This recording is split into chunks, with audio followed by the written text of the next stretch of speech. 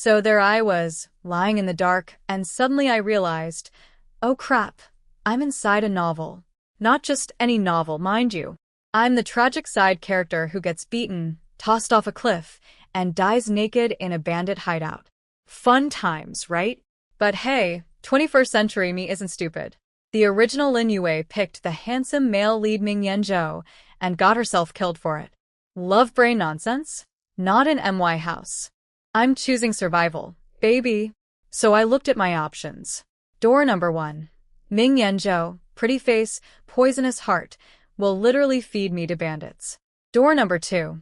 Ming Yanqing, his older brother, cold as a freezer, scary as hell, crippled leg, and apparently can't have kids. But here's the thing. He's actually a good person deep down, and he lives to old age. Easy choice. I'll take the grumpy cripple. Thank you very much. I closed my eyes, gathered every drop of courage in my body, threw my arms around his neck, and kissed him. Very romantic. Very brave.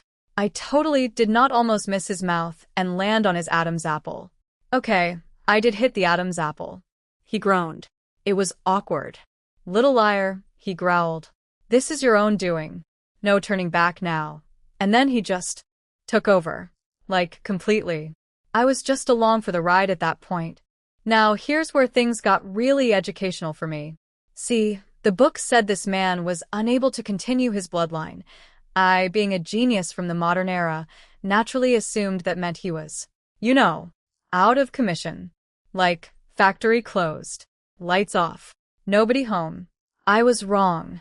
I was so wrong. It hurts, I screamed, biting his shirt like my life depended on it. Turns out can't have kids does not mean eunuch. Someone should have put that in the glossary. He was sweating bullets but still had the nerve to whisper all gentle. Just bear with it a little longer. Bear with it? Sir, I am bearing everything right now. Then, because my luck is just spectacular, he heard footsteps in the hallway. The whole Ming family was coming to catch us in the act.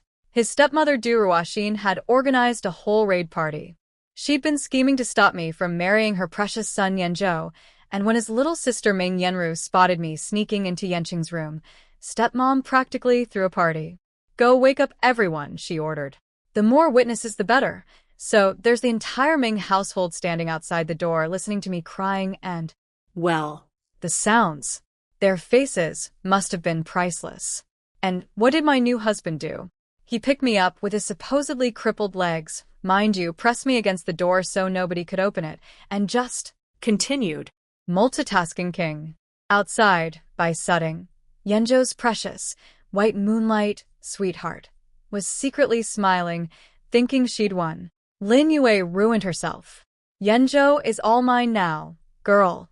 You can have him. I literally just risked my entire dignity to avoid that man. Please, take the trash. It's free. Meanwhile, stepmom Du Ruoxin was cackling like a villain who just won the lottery. She dared to seduce a wild man. Even the old man won't let this shameless woman marry Yanzhou now. Lady, that was my plan. You think you're punishing me? You just did me the biggest favor of my life. I lay there afterward, wrapped in this terrifying man's arms, thinking about my cheat code, a divine doctor system that came free with the transmigration package. I can heal his legs. I've got this. As for the no kids thing, honestly, great. Do you know what childbirth was like in 1962 China? No epidurals, no modern medicine, just vibes and prayer. I'll pass. So yeah. Day 1 of my new life. Climbed into a scary military man's bed, lost my innocence, got caught by the entire family, and somehow came out on top. Tomorrow we're getting our marriage certificate. This is fine. Everything is fine. I'm Trivink. So after our little activity, the room finally went quiet. Half an hour later. Yes, half an hour. Don't look at me like that. It wasn't my choice. The man was running the show. Meanwhile, downstairs, the entire Ming family was standing around looking like they'd all swallowed rotten eggs. Father Ming's face was so dark you could use it as charcoal. He sent stepmom Du Ruoxin to come drag us out. But that coward didn't want to face Yanqing alone, so she grabbed his big sister Ming Yanhui as a meat shield. You're his real sister. He listens to you. You go talk to him. They marched upstairs like an angry mob, knocked on the door. And my man, I can say that now, just opened it, stood there like a wall of ice, and dropped the coldest line I've ever heard. She's my woman now. You want to make trouble? We'll eat peanuts together. Eat peanuts means bullets, by the way. He literally just threatened mutual destruction. Over me, the girl he met yesterday. I was pretending to sleep behind him, and let me tell you, my acting deserved an Oscar. I didn't move a muscle. His sister was losing her mind. Are you crazy? You actually want her? And this man, without blinking, said, already wanted. Then, and I quote, keep your voice down. Yue is sleeping. I don't want you to wake her. SIR. I am awake. I am lying here with my heart pounding so hard it could power a small city. But sure, yes, I'm sleeping. Very peaceful. Very asleep. His sister tried to slap him, and he just shut the door in her face. The whole family downstairs was probably generating enough rage to heat the house for winter. Then he came back to bed, pinched me lightly, and said, I know you're faking it. Don't be scared. I'm here. Nobody will bully you. Okay? That was kind of sweet. My cold, scary military husband is actually protective? I dropped the act. Okay. Then I snuggled deeper into his arms. Because why not? This is my survival strategy now. Maximum closeness to the big boss equals maximum safety. Big mistake. He tensed up and his voice went all dangerous. You were crying about how much it hurt just now, and suddenly you're fine. I froze. Absolutely froze. Like a little quail playing dead. He patted my back and warned me. Stay away from Ming Yanzhou. You're my woman. Tomorrow we get our marriage certificate. I kissed him to show loyalty. Of course. I swear. If I ever like Ming Yanzhou, may lightning strike me. He shut me up with a kiss before I could finish the oath. My lips were already swollen and burning. You animal. I whimpered and struggled. He pulled back, laughed at me, and said, pathetic. Behave yourself if you don't want more trouble. Rude. But also fair. Somehow, despite everything, the transmigration, the bed-climbing scandal, the entire family wanting me dead, I fell asleep in 2 seconds flat in his arms. Like a baby. The audacity of my own nervous system, honestly. Then, morning came. Bang, bang, bang. Someone was trying to break down the door. Before I could even open my eyes properly, a raging woman burst in and charged straight at my bed like a bull seeing red. She was trying to rip my blanket off. I did what any reasonable person would do. I rolled myself into a blanket burrito and screamed. What are you doing? Big brother Ming. Help. Help. It was Ming Yanhui, his blood sister.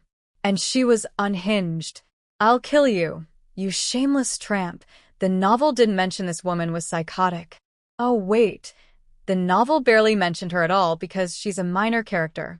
Well, she doesn't feel very minor right now, does she? She saw the evidence on the bed sheets.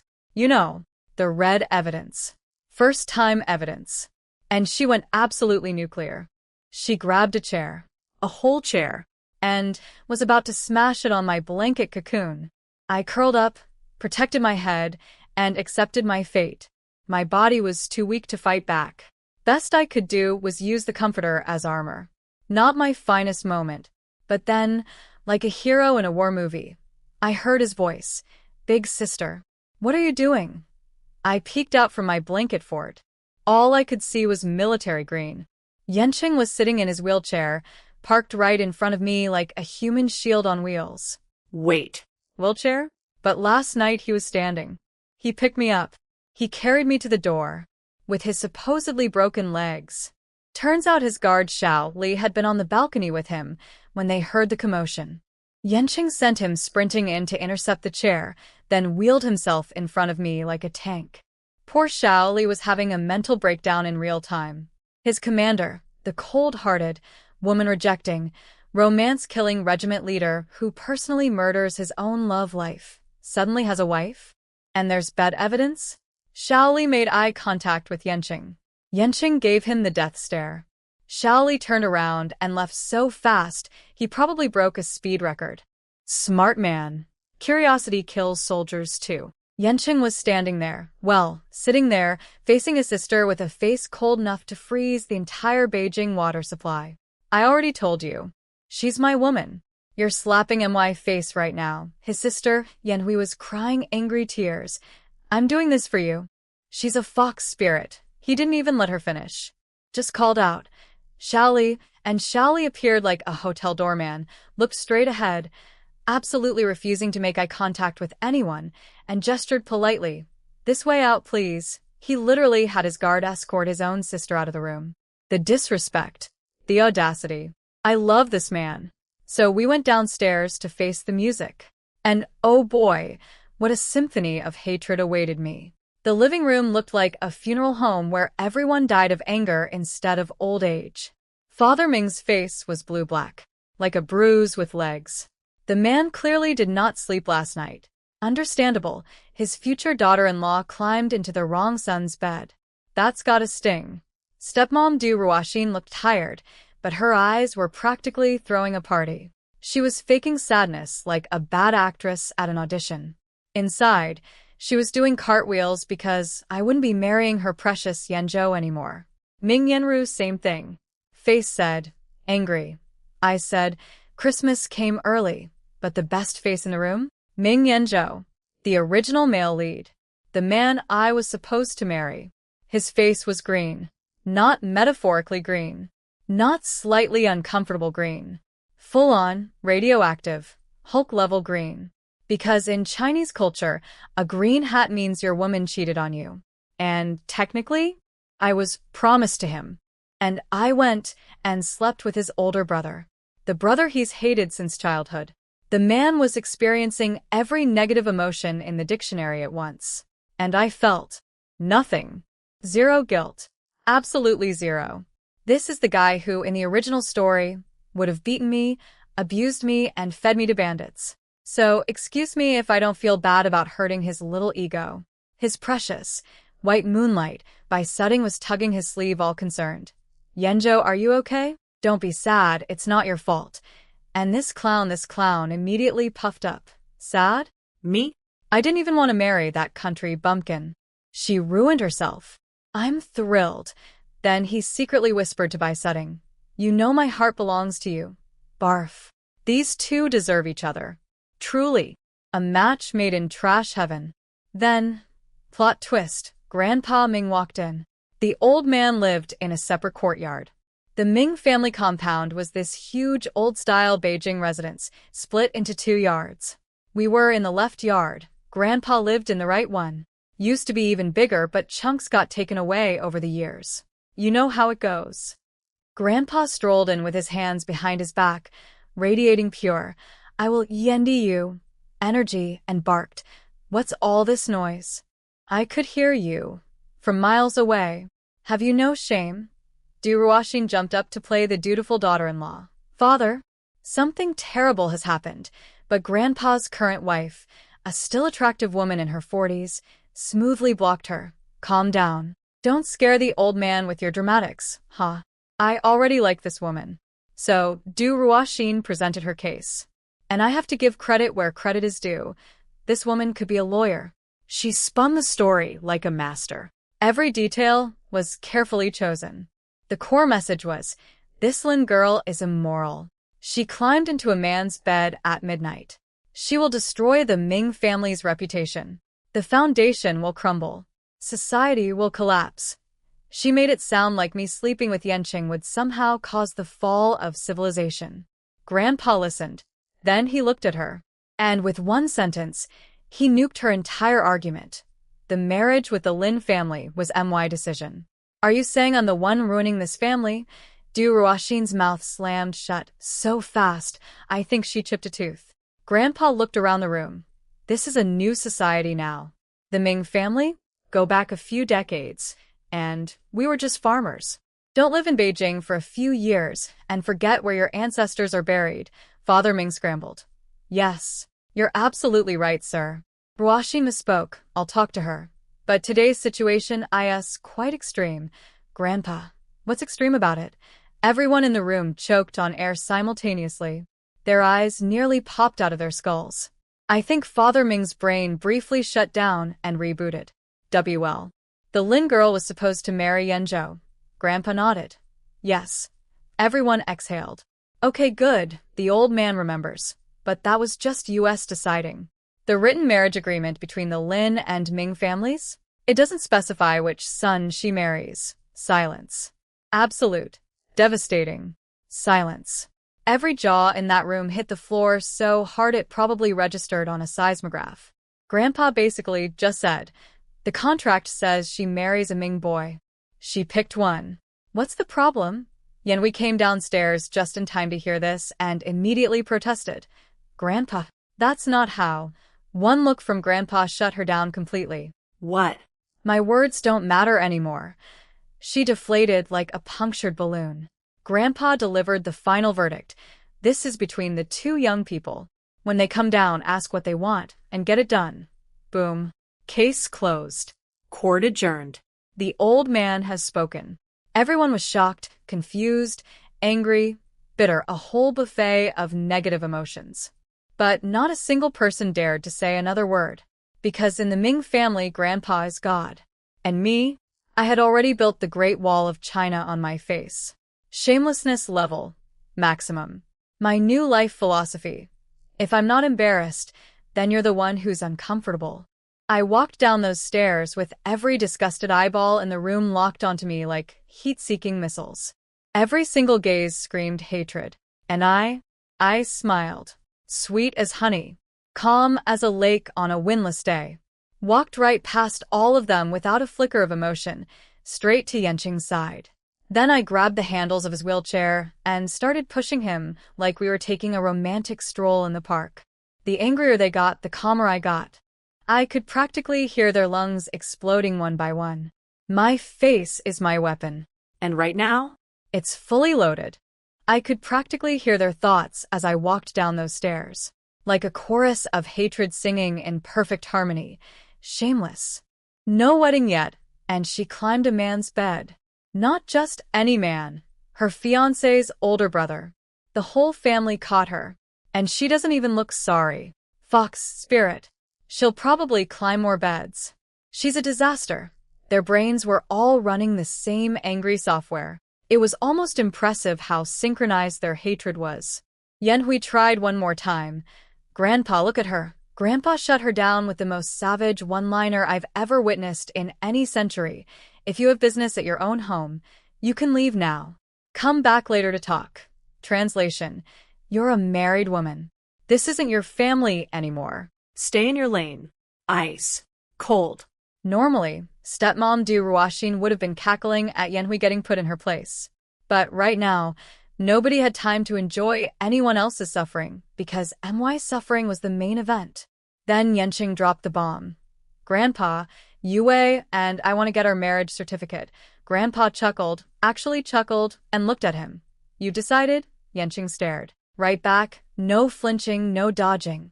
Decided. Then Grandpa turned to me. Lin girl, you decided too? I kept my eyes half lowered. Gotta play modest at some point, right? And nodded. Before Grandpa could respond, Ming Yanru finally exploded from her corner. If you wanted my big brother, why didn't you say so earlier? And I, without missing a single beat, delivered my finest line yet. Nobody asked me. Boom. The silence that followed. You could hear a pin drop. You could hear a feather drop. You could hear everyone's arguments dying simultaneously.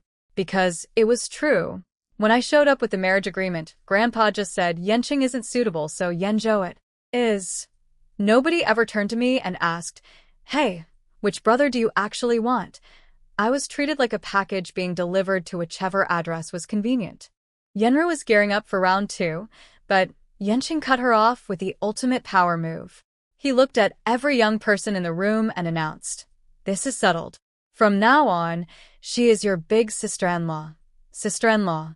He made it sound like a royal decree. Bow before your new queen, peasants. Then he turned to Father Ming. Give me Lin Yue's background check documents and the marriage application. Father Ming squinted, probably thinking about lying and saying the check didn't pass. But Yanqing was already 10 steps ahead. The name on it was wrong before. I'll just have my commander fix it. Her background check is clean. I already reviewed it myself. Check. Mate. See, they'd already fast-tracked all my paperwork through special channels to get me married to Yenjo quickly. My background was spotless. The documents were 90% done. All that was needed was one signature from a military superior. And Yencheng, being a regiment commander with clout, could get that signature before lunch. Father Ming was stuck. His whole plan to sabotage things just got torpedoed by his own son. Grandpa sealed the deal. Since they're getting married, give him the documents. Get the certificate done quickly, then the old man dropped the final hammer. Good. This matter is settled. Go handle your business. Tonight, everyone comes back for a family dinner, and then, oh, this was the cherry on top. Invite second uncle and third uncle's families too. The Ming family hasn't been lively in a while. Let's celebrate this happy occasion together. Happy occasion. Grandpa just called my bed climbing scandal a happy occasion. Every face in that room looked like they'd just bitten into a lemon stuffed inside another lemon that was marinated in pure vinegar. Nobody was happy. Nobody was celebrating. But nobody dared argue with Grandpa. So, off we went. Shiauli Military marriages have a ton of paperwork, and I understood none of it. They put a paper in front of me. I sign. Another paper? Sign. One more? Sign, sign, sign. I was basically a signing machine. But Yencheng is a regiment commander. Big rank means fast service. Before noon even hit, a fresh, hot-off-the-press marriage certificate was sitting in my hands. I stared at that little piece of paper and let out the longest breath of relief in the history of breathing. I did it. I actually changed the story. The original Lin Yue would have married the wrong man, suffered for a decade, and died in a bandit cave. But this Lin Yue? Married to the right brother, protected by Grandpa, certificate in hand. New life, here I come. I was standing there grinning like an idiot when I noticed Yencheng had gone completely silent. I turned to look at him, and the man was staring at me, like, deeply. His eyes were all soft and unfocused, and I could tell his brain had drifted to last night territory. Ming Yencheng, he snapped back. Huh? What are you staring at? Is there a flower growing on my face? I called you 3 times, he fake coughed. I was just noticing you look very happy. And oh, kidding, I'm happy. What kind of obvious observation? He smiled, genuinely smiled, and said, So all that timid, quiet act you did before at the Ming house, that was fake. Oh. Right. The original Lin Yue was a meek, silent, head down at all times kind of girl. And now I'm basically a whole different person. Gotta explain that. I just arrived. I didn't know if your family were humans or demons. Playing it safe was the smart move, right? He actually looked impressed, right? Good thinking. Great. So are we going to stand here chatting all day? You're sitting, so you're comfortable. I'm exhausted. And starving, he pointed to the car. Get in. Once we were moving, he asked, Didn't I tell them to give you breakfast this morning? Oh, this was my moment to snitch. And I did not hold back. Yeah, breakfast. 1 sip of watery porridge, and half a fried dough stick that someone else already bit into. I tore off the clean half, and ate that. I'm still hungry. His eyes narrowed dangerously. He didn't expect his family to be that petty. Starving his new wife on the morning after their wedding? That's a bold move, Ming family. Got it, he said quietly. And the way he said it made me think someone was going to have a very bad day soon. Let's go. I'm taking you to eat at the state restaurant. Then he told me something that made my heart actually warm up a little. Keep doing this. Whenever something feels unfair, tell me. I'll deal with them, and if I'm not home, and you're strong enough, fight back yourself. I put on my best damsel in distress act, but what if I'm not strong enough?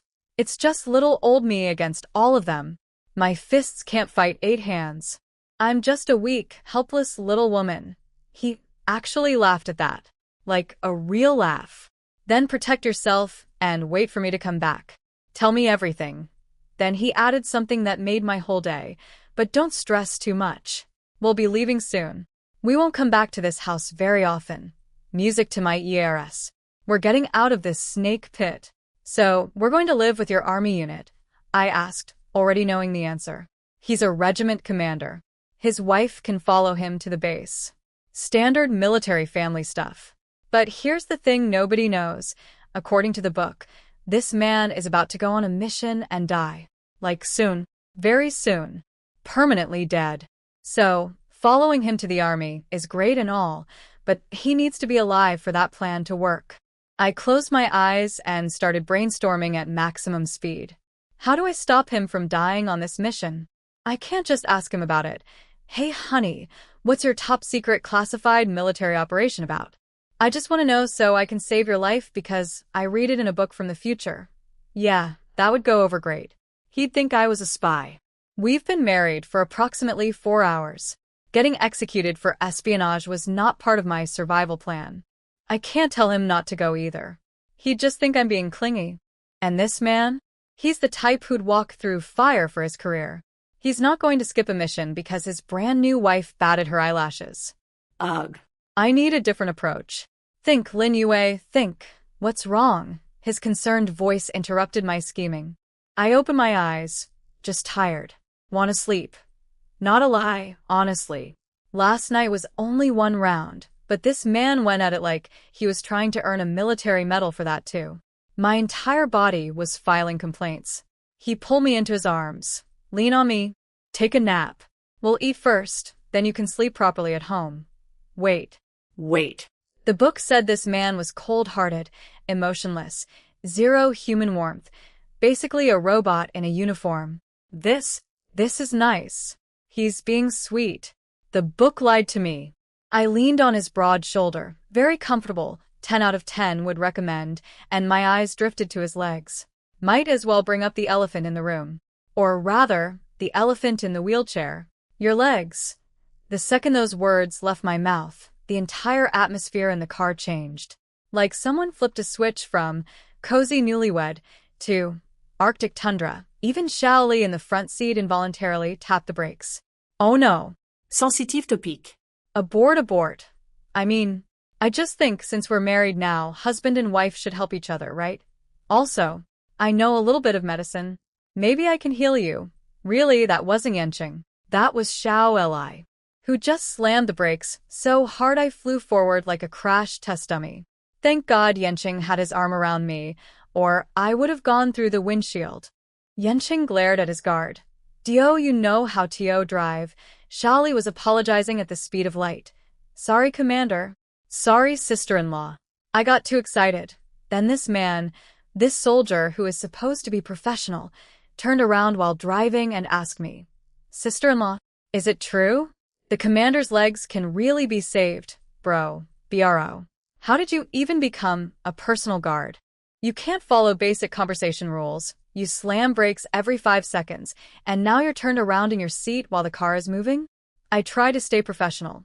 I need to know how his legs got injured first and what condition they're in now. Yanqing, battlefield injury. Had surgery. Probably severed nerves. I can't control it. Me. But last night you stood up. A serious H. Xiao Li hit the brakes again. His brain was doing the math in real time. Commander stood up last night. Last night Commander was with sister-in-law. Commander and sister-in-law were doing that. So doing that made the commander stand up? This kid had spent too much time listening to dirty jokes from the old soldiers in the barracks. He understood exactly what happened. Yanqing's voice could have frozen lava. If you can't drive, go back. I'm replacing you this afternoon. Xiao Li finally drove properly. Good boy. I was mortified. I just accidentally announced our bedroom activities in front of his guard. My face was probably redder than the flag on Tiananmen Square. Yanqing saw me blushing and knew exactly why. He barked at Xiao Li. No eavesdropping, Xiao Li. Yes, sir. Then the man literally cupped his hands over his own ears. While driving, the survival instincts on this one are questionable. Yanqing explained quietly. My left leg works. I can stand up, but only for a few steps. I was shocked. Last night, he'd stood up, picked me up, and carried me to the door, all in one smooth motion. I genuinely thought his legs were fine. Turns out he was using me as a crutch while doing everything else. Simultaneously. This man is a multitasking legend. I pressed his right leg. No feeling at all. None. I frowned and said, let me think about it, while actually staring at my divine doctor system interface in my head. He wasn't surprised I knew medicine. My grandpa was the famous doctor who saved his grandpa's life, so it made sense I'd learned a few things growing up. But here's my actual problem. I haven't unlocked a single loot box for my system yet. The unlock condition? I have to collect green plants from this world. Touch trees, grab leaves, hug bushes. Basically become a plant-petting maniac. It's a gathering quest. My cheat system turned me into an RPG character doing fetch missions. Level 1. Collect 1 plant. Reward, random skill box. I looked outside. Good news. It's 1962 China. Not exactly a concrete jungle. There are trees and plants everywhere. The Ming family courtyard alone had flowers and greenery along every wall. Operation Plant Touch begins the moment I get back. Please, system, give me something good. Not like a recipe for herbal tea. Give me actual medical skills. We arrived at the state restaurant. Shaoli carried Yenqing inside, ordered food for us, then banished himself to a far corner like a well-trained puppy. He was not risking his life again by being anywhere near the newlyweds. And the food. Oh my God, the food. Red braised pork. Shredded carrots with potatoes. Stir-fried cabbage. White radish and pork rib soup. White rice. I was shoveling it in like a vacuum cleaner. Shaoli ordered amazing food. You have to understand, this body hadn't eaten properly in years. It's 1962. China just came through the worst famine in history. The original Lin Yue surviving in the countryside at all was a miracle. Now I had meat in front of me. 2 meat dishes. And white rice. In 1962, this was basically a royal feast. Yenqing watched me with those soft eyes. Slow down. Nobody's going to steal it. I glared at him softly because you don't bite the hand that feeds you braised pork, and said, I've been at the Ming house for days and I was too scared to eat properly. I barely touched anything because I was afraid they'd cancel the marriage and kick me out. And then last night happened. And this morning I barely got any breakfast. I'm dying here, he laughed. Okay, eat more. I'm worried you won't have an appetite tonight. Oh, right. The family dinner. I put down my chopsticks. What do you mean?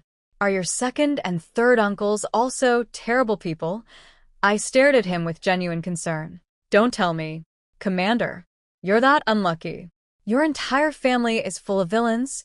Pitiable. Yenqing raised an eyebrow at me like I'd just spoken an alien language. Apparently, nobody has ever called this man pitiable before. Not once in his entire life. And honestly, looking at his track record, I get it. Born during wartime. Mom died early. Dad was too busy fighting wars to raise him. He and his big sister survived on the streets by themselves, a couple of homeless kids just trying not to die. He had to become fierce and violent as a child just to protect them both. Then finally, after years of suffering, they found their father. Happy ending, right? Wrong. Dad had already married a new woman. And based on the ages of his new kids, the math was very clear. Father Ming had taken a second wife, while his first wife was still alive and married to him. So not only was Yenqing abandoned, his dad was a cheater. No wonder this man looks at his family like they're all cockroaches at a dinner party. After that, he shut down emotionally, joined the military as a teenager, and fought his way to regiment commander through pure blood, sweat, and stubbornness. Every medal on his chest was earned. No connections. No shortcuts.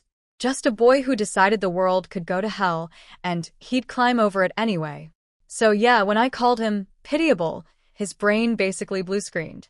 I was still chewing my food, cheeks puffed out like a chipmunk, but I swallowed and hit him with my philosophy. It doesn't matter. Now you've got me. We lean on each other.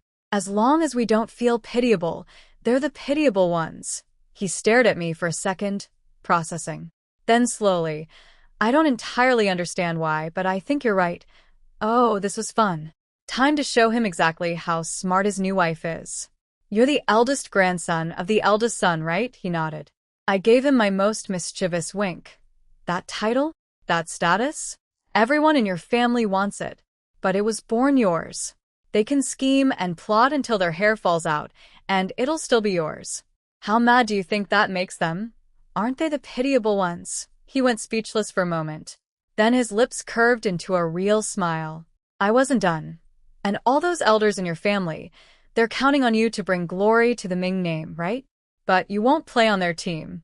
You do your own thing. How frustrating must that be for them?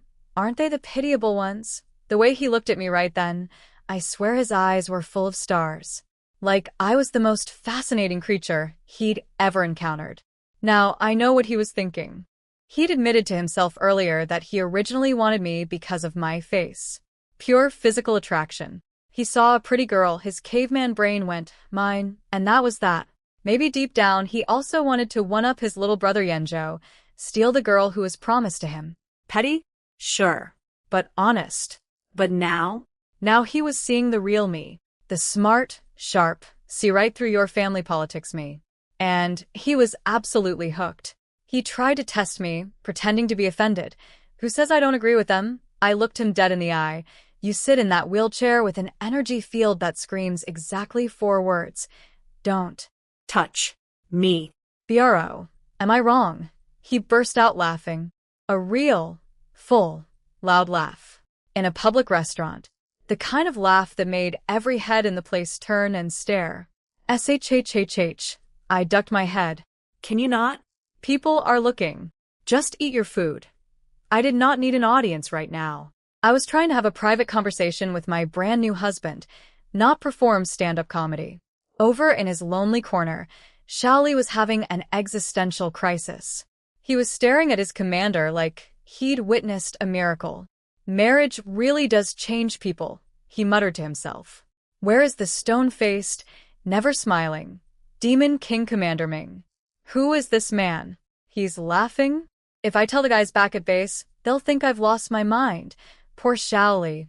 Witnessing history and nobody would believe him. We pulled up to the Ming family compound. Old-style courtyard. Too narrow for a car.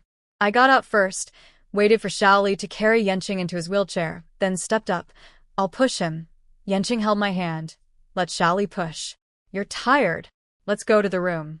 He just grabbed my hand. In broad daylight. In front of people.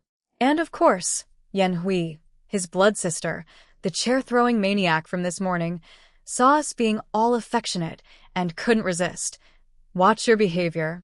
Have some decency. Now, normally, I should give face to my husband's real sister. Blood relatives and all that. But then I remembered. This woman tried to smash a chair on my head 6 hours ago. So instead, I needed to run a little experiment. I knew Yanqing didn't care about stepmom or half-siblings. But his real sister? Would he side with me or her? I smiled sweetly. We're at home. We're not doing anything wrong. Yan Hui's face went cold. Shameless. Yanqing coughed once and said flatly, Big sister. Don't go too far. Yue and I already have our certificate. That's a fact. Yan Hui clutched her chest and stormed to her room like she was having a heart attack. Interesting. So, he won't even side with his own blood sister over me? That's... wow. Okay. Good to know. I now have maximum freedom in this household. But why doesn't he get along with his real sister? They share the same mother. In a family like this, shouldn't they be sticking together? I filed that question away for later. Not urgent. What is urgent is that I now know the rules. Yanqing has MY back. Against everyone. Yan Hui left, and Yanru came marching up for round 2. Why are you back so late? The whole family was waiting for you for lunch. She expected the old, meek, head-down Lin Yue, the one who would mumble an apology and shuffle away. She got me instead. The whole family hasn't eaten yet? I asked innocently. Of course they ate. You think you're important enough for everyone to wait for you? I smiled. Then if nobody waited, why do you care when we come back? Grandpa only said dinner tonight. Are you saying you disagree with his arrangements? Her face was turning colors. But I wasn't finished. Oh no. I was just warming up. Also, what you just said was really interesting. I don't matter, fine. But him.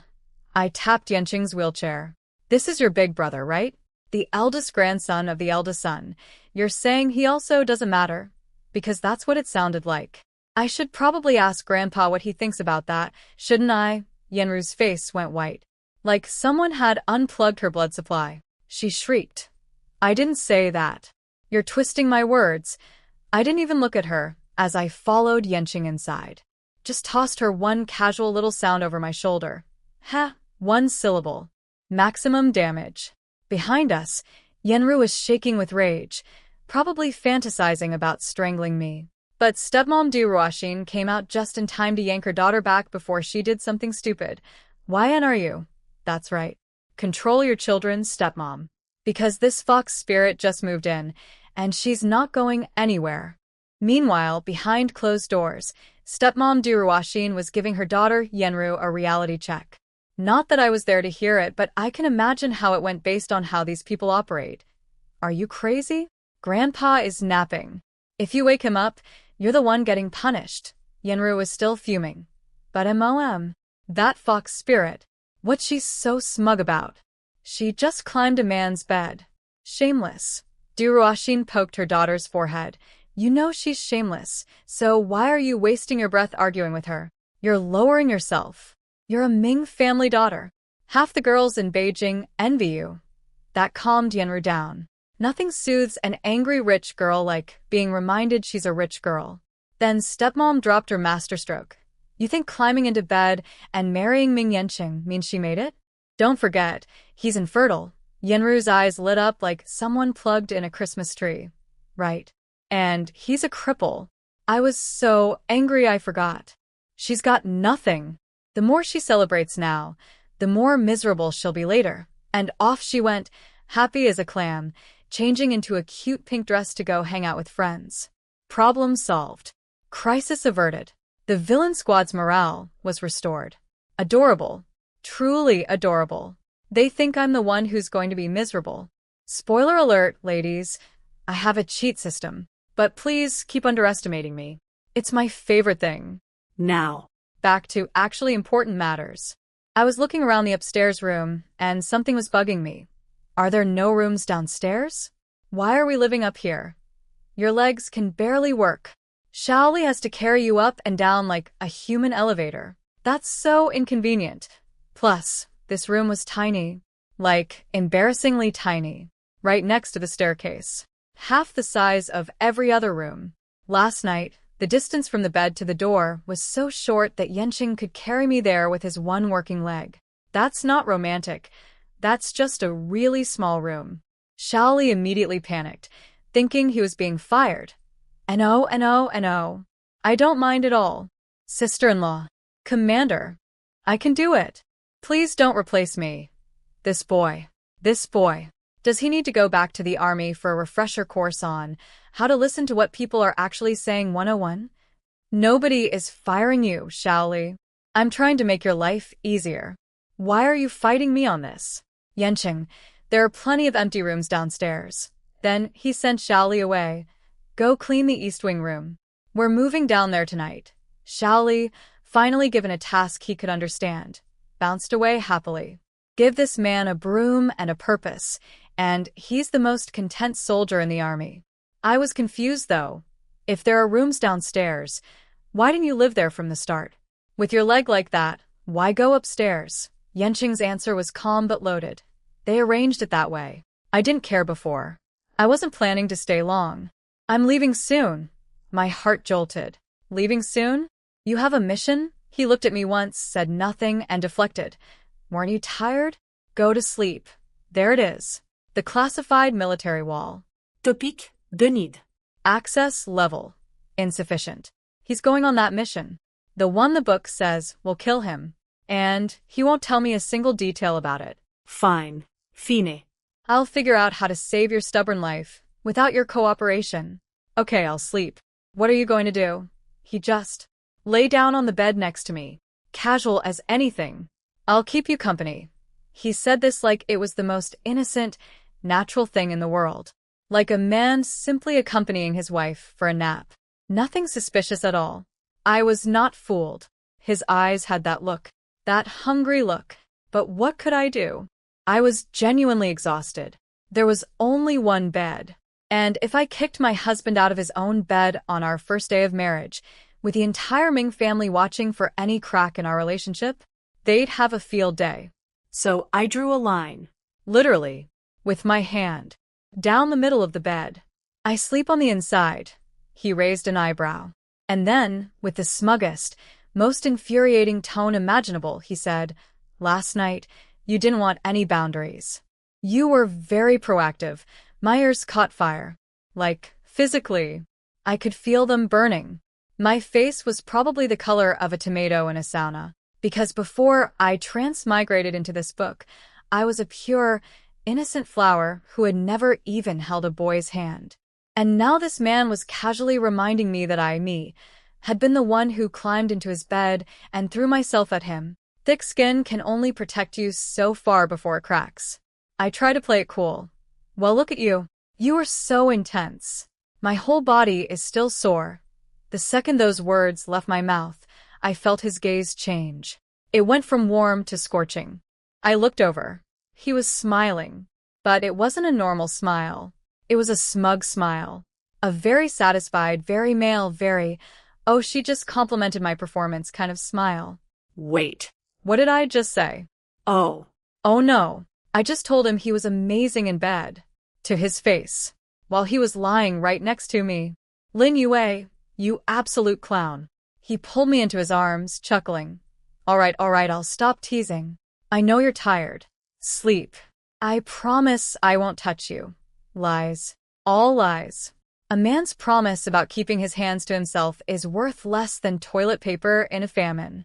I could feel his hands already wandering, exploring, conducting an unauthorized survey of the territory. But I'll give him credit, he held back. Barely, like a starving wolf sitting next to a steak and choosing to just sniff it. He'd just discovered the pleasures of the flesh and was clearly addicted, but he managed to contain himself. Barely. I slept beautifully. Adet, warm, comfortable nap. When I woke up, the bed was empty, but my clothes were loosened, and there were fresh marks on my skin. This man. He couldn't eat the full meal, so he sneaked a few sips of soup while I was unconscious. TSK. I fixed my clothes and thought to myself, thank God this man is infertile. With his appetite, I'd be pregnant every other month. I'd be a baby factory, a human production line. The horror. Truly nightmare fuel. Then my eyes caught something through the window. A tree. A big one. Tall enough that branches were blocking half the glass. My system. The plant. I jumped up, ran to the window, threw it open, and reached out to touch the tree. How do I collect plants? I don't have to uproot the whole thing, right? I touched a leaf. The dark interface in my brain flickered, a flash of light, then went dark again. Not enough. More touching needed? I grabbed a branch, leaned out further, reached for a thicker part of the trunk, practically hanging out the window like a deranged monkey. The system lit up. A shimmering, sparkling loot box appeared in my mind, spinning and boom. Congratulations. You have obtained acupuncture skills. Yes. Yes. Acupuncture. That's exactly what I need. Nerve damage? Paralyzed leg? Acupuncture is perfect for that. The text dissolved into light and flowed into my memory. Suddenly I just knew things. Needle points. Pressure pads. Basic techniques. It was like the knowledge had always been there, like I was born with it. Granted, it was just the basics. Beginner-level stuff. Not enough to fully heal Yenqing's legs yet. But now I knew how the system worked. Touch plants, get skills. 1 loot box per day. Easy. Tomorrow more plants. Bigger plants. All the plants. I will become the most suspicious plant toucher in all of Beijing. I was standing there at the window, absolutely glowing with happiness, brain full of acupuncture knowledge, feeling like the luckiest transmigrator in literary history, when a voice floated up from below. A voice dripping with arrogance and self-delusion. Lin Yue, you miss me that much? You already climbed my big brother's bed, and you're still sneaking peeks at me from the window? I looked down.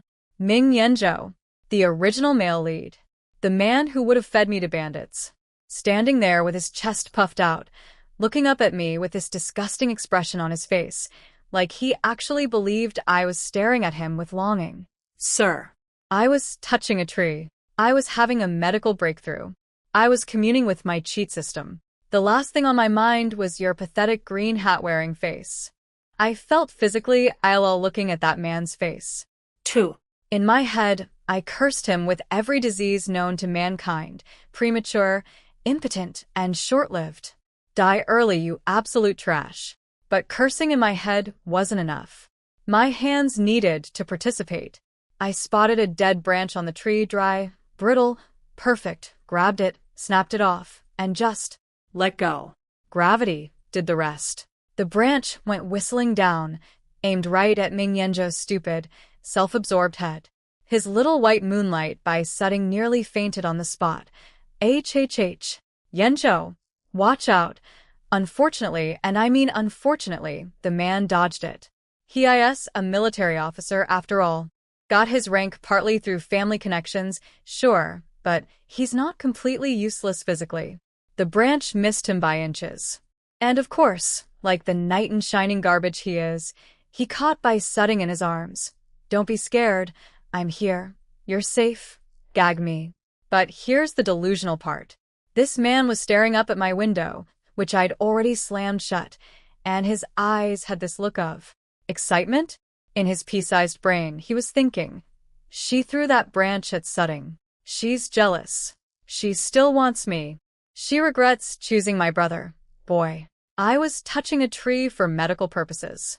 The only thing I was looking at was bark. You were an accident in my field of vision. An unwanted one, like a cockroach on a wedding cake. I slammed the window and left him with one parting gift, my voice echoing in the wind. Dog thing. Go look at your grandma. Poetry. Pure poetry. I spun around and, YLP, Yenshin was right behind me in his wheelchair. How long had he been there? This man moves quieter than a cat. Akatina Welker. Okay. Quick damage control. He warned me to stay away from Yanzhou. And I was just seen at a window above Yanzhou, throwing things at him. This could look bad. Time to weaponize the art of tattling. I put on my most innocent face. I just opened the window for some air. There was a dead branch on the tree, so I tried to remove it. But then those two were standing below and scared me half to death. And he had the nerve to accuse me of secretly watching him. The audacity. Smooth. Professional. I should get a degree in excuse engineering. Yenching bought it, or at least he chose to buy it, his eyes twinkling with amusement. So you broke off the branch. And it landed on him. I threw my hands up in the universal gesture of, oopsie. I got startled. My hand slipped. It was a total accident. I would never do that on purpose, my tone said. Accident. My face said, I aimed for his head and I'd do it again. Yenching read both messages perfectly and just nodded with the softest expression. Your aim needs work. Come on, I'll teach you a few tricks. My eyes went supernova.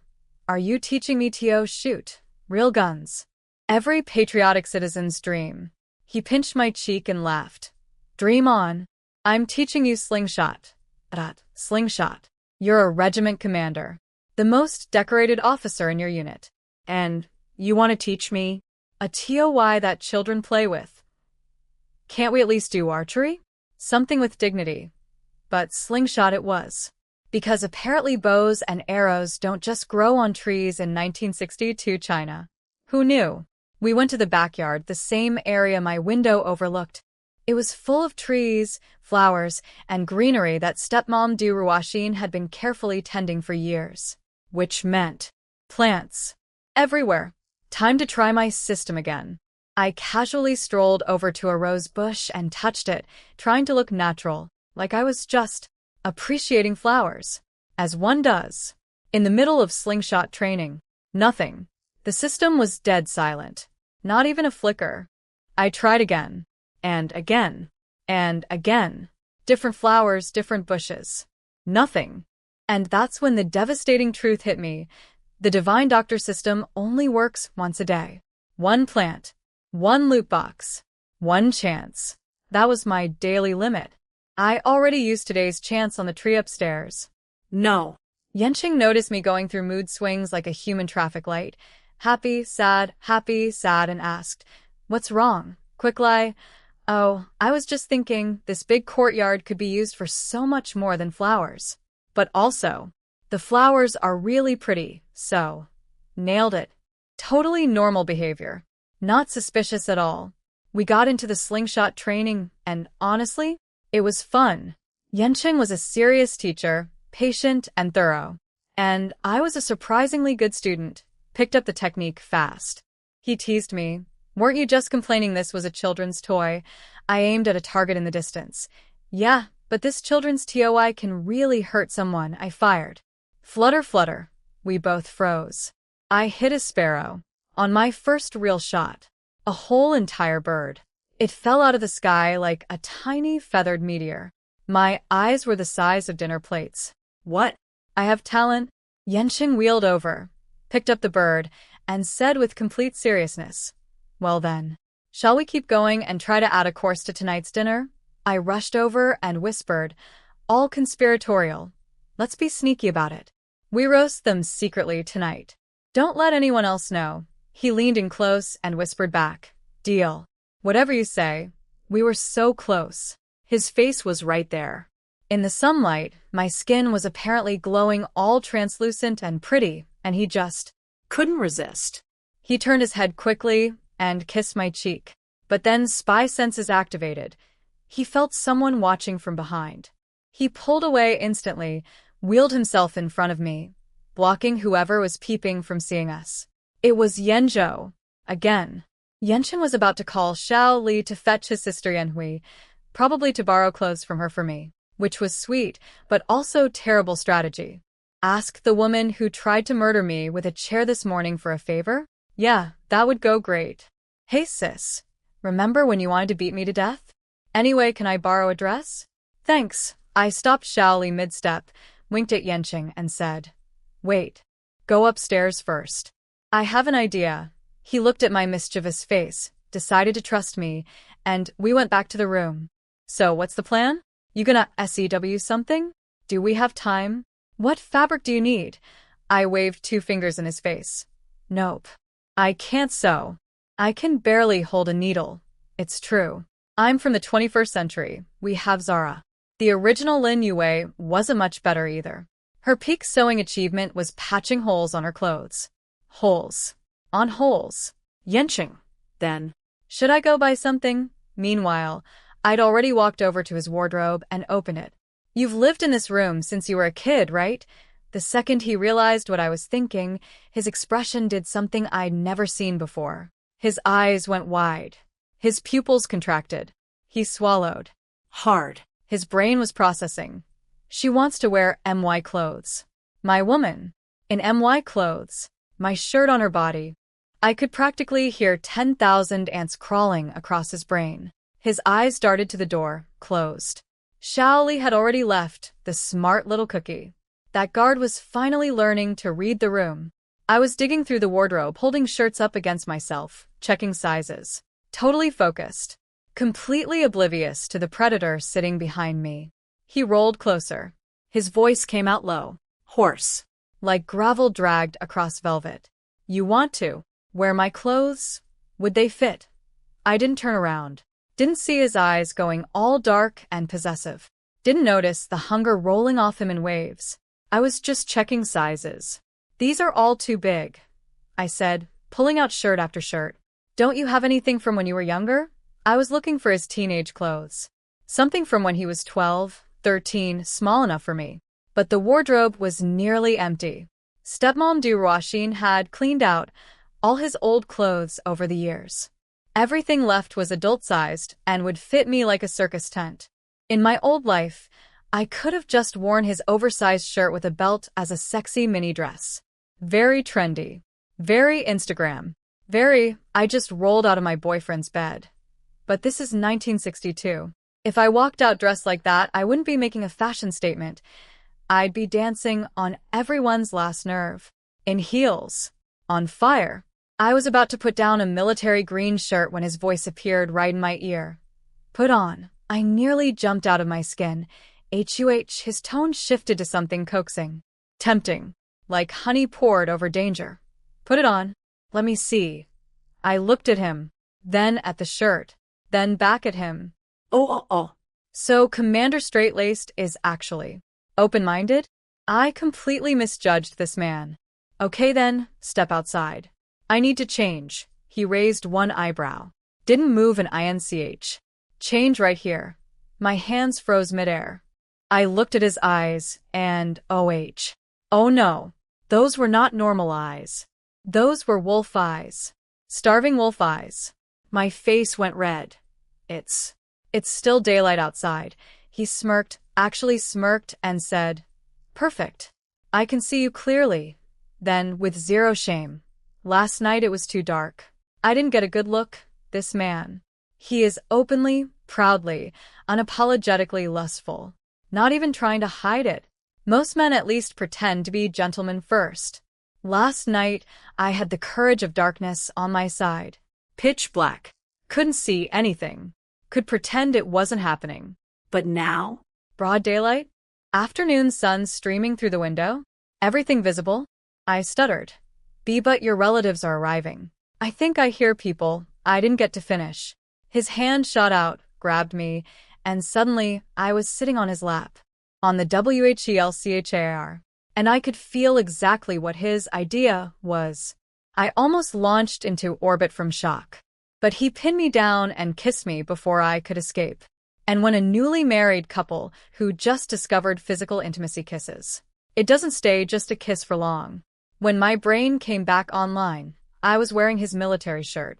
It hung off me all loose and oversized, half cape, half undone dress, draped across his body like. Let's just say the visual was extremely provocative. And this man was responding to it with all the restraint of a forest fire. I don't know how much time passed before reality knocked. Literally. Footsteps on the stairs. Yenru came up, saw Xiaoli standing guard in the middle of the staircase like a human roadblock, and got annoyed. She didn't even bother climbing further, just barked orders from below. Tell my brother and that woman to come down. The whole family is waiting. This is ridiculous. Then she grabbed Bai Sudding and flounced back downstairs. But Bai Sudding was sharper than Yenru. She noticed Xiao Li's face was bright red. And his expression was, how do I put this? The expression of a man who has heard things through a door that he can never unhear. Sudding's eyes slid toward the closed door behind him. Her brain connected the dots immediately. Then she leaned over to Yenru and whispered, that Lin Yue wears such ragged clothes every day. Maybe she doesn't have anything proper to wear? She might be too embarrassed to come down. Oh no, what if Grandpa gets angry because she's late to his family dinner? She said this with such gentle, worried concern. Like a sweet little angel caring about a poor, unfortunate soul. This woman is a snake. A beautifully packaged, ribbon-wrapped snake. She was setting me up to be humiliated. Arrive in rags, get mocked by the whole family, make Grandpa lose face. Yenru ate it up. So what? Not our problem. That fox spirit can't even dress herself properly. Let Grandpa scold her. She deserves it. Then she hugged Sudding's arm. You're too kind, worrying about someone like her. She almost stole your. Sudding slapped her hand over Yenru's mouth. Shhhh. Don't say that out loud. People will hear. I'll die of embarrassment. Oh, the performance. The shy blushing. The modest protests. Give this woman an Oscar. No, give her two. Yenru looked at Sudding's embarrassed face, thought about the shameless fox spirit, upstairs doing God knows what with her brother, and felt the contrast with Chef's kiss. You're the good one. Stay away from that fox spirit. We'll let the whole family tear her apart tonight. Just then, a woman's voice called from the living room. Yenru, didn't you go get your brother's wife? Where is she? Yenru smiled her sweetest smile. Second Andy, she's changing clothes. She'll be right down. Oh, you sweet summer children. You have no idea what's coming down those stairs. Downstairs, the wolves were sharpening their teeth for me. Stepmom Du Ruashin was putting on her Oscar-worthy performance. Oh, let's wait for her. She's a new bride after all. Her mouth said patience. Her eyes said, I can't wait to watch her humiliate herself. See, she knew I had no decent clothes. She'd been counting on it all day. We left this morning in rags, came back in rags. In her mind, this proved Yanqing didn't actually care about me. He just married me to spite her precious Yanzhou. Ungrateful wolf, she was thinking. Using my future daughter-in-law as a weapon against my son. Lady, I was never your daughter-in-law. I literally fled from that fate. But sure, keep rewriting history in your head. Whatever helps you sleep. Second Aunt Wang Yulin was already warming up her attack. Quite the attitude she has. Making us all wait. I want to see who's got more nerve. Her, or that one from the West Courtyard. That was a dig at Grandpa's current young wife, Feng Chu-Chu, apparently another woman who climbed her way up. Nobody touched that topic though. The room went silent like someone had pressed mute. You don't trash-talk Grandpa's wife in public. Not if you want to keep your teeth. Wang Yulin saw everyone chicken out and huffed. And you, she pointed at Du Ruoxin, you're a mother-in-law now. It's time to establish rules in this house. A new bride should be down here early, serving and greeting her elders.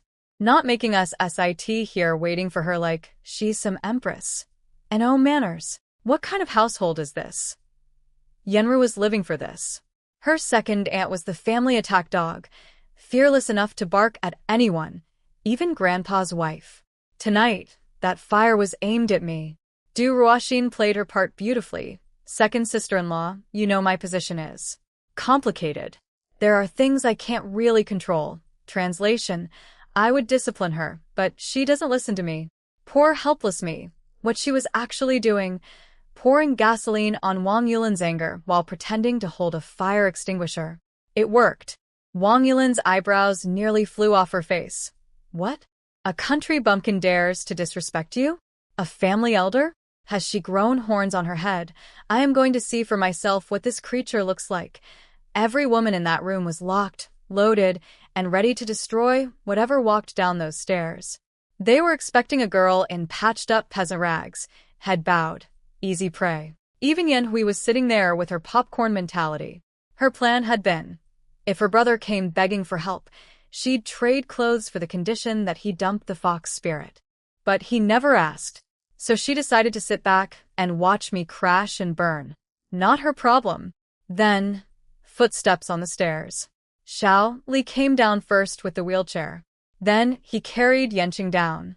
My husband gave the room full of hostile women a single nod, the absolute minimum greeting possible, and sat there like a king on his throne of wheels. Cold. Unbothered. Classic Yanqing. Then every single pair of eyes locked onto the staircase behind him, waiting for me. I came down step by step. And let me be very clear. I was not walking slowly for dramatic effect. I was walking slowly because my legs didn't work properly. You want to know why? Because that man, that shameless, insatiable, openly lustful man, had just put me through round 2 upstairs while I was supposed to be getting dressed. Here's what actually happened up there. I was looking for clothes in his wardrobe, right? Minding my own business. He made me put on his current military shirt, the big one, just to see how it looks. Then he pulled me onto his lap. Then, well. When I protested, it's daylight. Your relatives are here. You know what he said? We have our certificate. What's there to be afraid of? He is truly, genuinely, unrepentantly horny. And he wears it like a badge of honor. So after he was finally done with me, then, only then did he pull out a different outfit from the wardrobe. A military uniform from when he was 12. The one the army gave him as a reward for his first achievement. He'd barely worn it, outgrew it fast, and it had been sitting in the closet for years. Stepmom had thrown out all his other childhood clothes, but she didn't dare touch military uniforms. Try this one, he said casually. Like, he hadn't just spent the last however long making my legs non-functional. Should be about your size. I forced my screaming body into the uniform and, surprise, it fit perfectly. A 12-year-old boy's military uniform on a grown woman. Who would have guessed? So there I was, walking down those stairs with jelly legs, staring at my own feet because I was genuinely afraid of falling, internally raging at the injustice of it all. He gets carried up and downstairs like royalty. Meanwhile, I'm the one who did all the suffering and I have to walk on legs that feel like cooked noodles while facing a room full of people who want me dead. Where is the fairness in this world? But I made it. Last step. Lifted my head. And I was greeted by the most beautiful collection of shocked faces I have ever seen in my life. Every single jaw was on the floor. They expected rags. They expected patches. They expected a country bumpkin they could tear apart. Instead, they got me in a crisp military uniform. And here's the thing about me. My natural look is bright and gorgeous. A little glamorous, even. The kind of face that's almost too pretty. But put that face in a neat, structured military uniform, it balanced everything. The softness of my features mixed with the sharpness of the uniform created something that was just stunning. Even I have to admit, I looked incredible. I smiled, calm, confident, not a trace of embarrassment, and walked to Yanqing's side. Then I just stood there, waiting for introductions. Because I genuinely didn't know who half these people were. Du Ruoxin's face was twitching. Yenru looked like she'd swallowed a whole cactus. Yanhui's, watching the show, smirk had frozen into a mask of disbelief. Du Ruoxin glanced at Wang Yulin, keeping her own mouth shut. Let the attack dog do the biting. And Wang Yulin delivered. Yanqing, look at your wife. What is she wearing? That's a military uniform. Yanqing didn't even blink. What's wrong with it, second aunt? What's inappropriate about my wife's outfit? It's a military uniform. You can't just give her. Who says my wife can't wear my old uniform? I give MY clothes to whoever I want. If I remember correctly, Yan Xian wore my old uniform too, didn't he? Boom. Checkmate. Because in 1962, wearing military hand-me-downs was a flex. Families with soldiers bragged about it. Everyone wanted to wear army green. As long as you didn't put on rank badges, it was perfectly fine and even cool. Right on cue, a group of young Ming family cousins walked in. One of them took one look at me and said out loud, "Honestly, she looks really good in that." The color drained from Yenru's face. Du Ruoxin's eye twitched. Yanhui's jaw clenched. And by sutting? Poor, sweet, innocent by sutting? She noticed that Yanzhou, Yanzhou Gij, had his eyes glued to me, like physically could not look away. His gaze was stuck on me like I was a magnet, and his eyeballs were made of iron. She bit her lip. Hard. Because Yanzhou, that absolute clown, was looking at my face, and he knew. He's a man. He's kissed sutting before. He's had his little tastings, so he recognized the look on my face, the flush, the slightly swollen lips, the particular glow. He knew exactly what I'd just been doing upstairs, with his brother, wearing his brother's clothes against my skin, and something in his chest just hurt, which is hilarious, because this man didn't want me. He was relieved when I chose someone else. He has his precious, white moonlight right next to him. But the second I showed up looking like that, wearing another man's uniform, clearly fresh from that man's bed, his ego couldn't take it. His brain couldn't process it. His heart decided to malfunction for no logical reason. Green hat syndrome activated. Congratulations, Yanzhou. You played yourself. Yanqing noticed Yanzhou's eyeballs practically melting onto me, and his face went ice cold. He grabbed my hand, possessively, publicly, deliberately, and announced to the young cousins at the door, "Come. Say hello to your big sister-in-law." This was aimed at Yanzhou. A missile disguised as a family greeting. "She's mine." "Stop looking." Yanzhou's eyes flickered, but he didn't come over. Smart move. Dumb man, but smart move. The cousins filed in, said their hellos, and scattered to various corners. But then two teenagers stayed behind, maybe 16, 17 years old. A boy and a girl. Both ridiculously good-looking. The girl was the one who just said, "I looked nice in the uniform." Points for taste, kid. Yanqing introduced them. These are Grandpa's late-in-life twins. Ming Zhaoquan and Ming Zhaozhu. Grandpa's children. As in, these teenagers are my husband's uncle and aunt. In a family where generational math makes your brain hurt. The girl, Zhaozhu, was bubbly and straightforward. "We're younger than you. Just call us by our names." The boy, Zhaoquan, was the quiet type. Just nodded. One nod. Communication complete. Now here's the thing. Every single person in this room was watching me, praying I'd mess up the etiquette. One wrong word, and they'd pounce. These kids were younger than me, but their generation was higher. They were Yenqing's uncle and aunt, which made them my uncle and aunt too. I smiled and bowed my head politely. Little aunt. Little uncle. Correct answer. The twins exchanged a look and pouted. They clearly wanted me to be casual and fun, but I wasn't about to hand the vultures a mistake on a silver platter. Finally, Grandpa made his grand entrance, supported by his wife. The entire room stood up like a synchronized swimming team. Father, Grandpa, everyone stood, except Yenqing. He just sat in his wheelchair, completely unbothered. The man doesn't stand for anyone. Literally can't, but also spiritually won't. Grandpa looked around the room, clearly enjoying the big family gathering. His eyes swept over me, paused, and he delivered a 2-word review. Not bad. Just that. Not bad. No context. No explanation. His wife knew the secret. The old man had a thing for girls in military uniforms. It was his favorite look. But everyone else interpreted it as Grandpa publicly approving the eldest grandson's new wife. And that set off a chain reaction of bitterness. Du Ruoxin sighed. She's a country bumpkin. What's not bad about her? Second uncle's family. Our daughters-in-law were carefully selected. And this random village girl gets praised. Third uncle's family. Same energy. Different faces. Equal amounts of salt. Their conclusion. Grandpa is biased. Even though Yenqing is infertile and crippled, he's still the favorite. And his random peasant wife gets elevated just because of his status. Unfair. Nobody said it out loud, of course. On the surface, everyone was smiling, chatting, playing nice.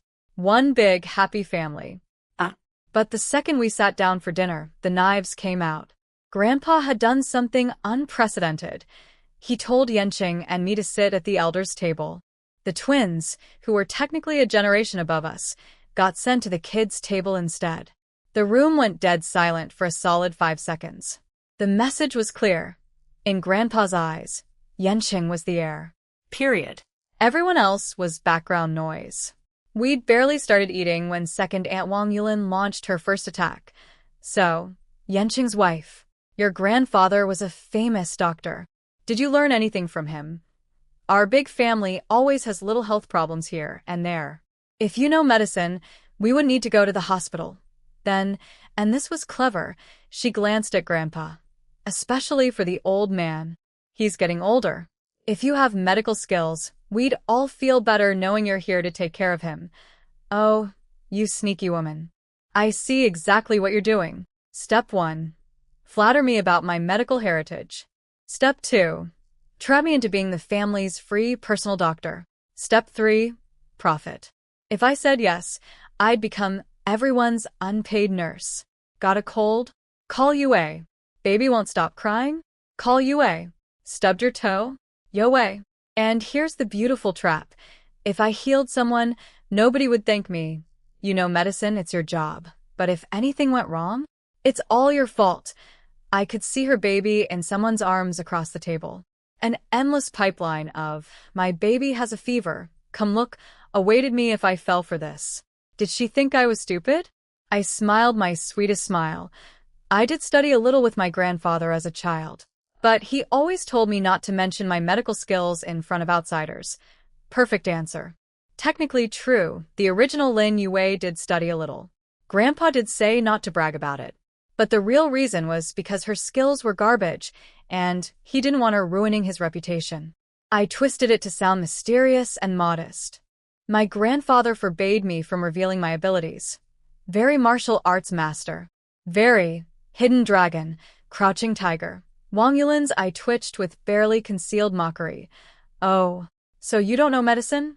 Well, that's fine. You can still take care of people. This family has elderly and children.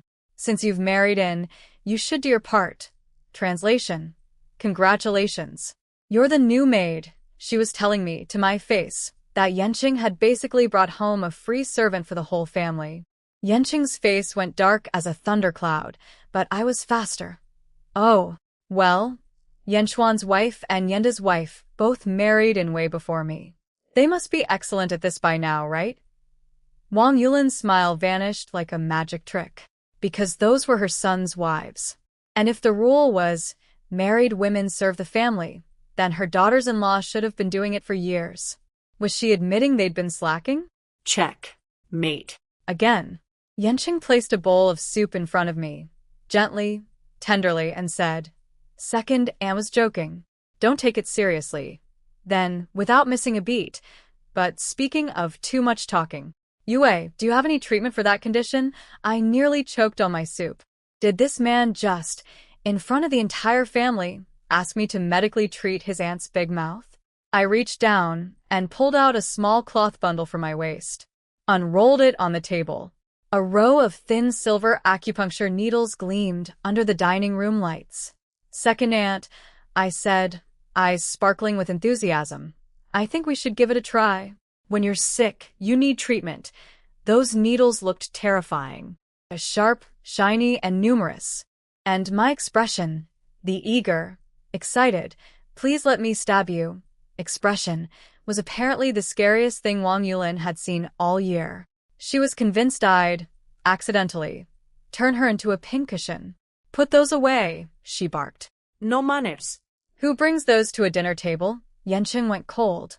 "So, second aunt, are you actually just targeting me?"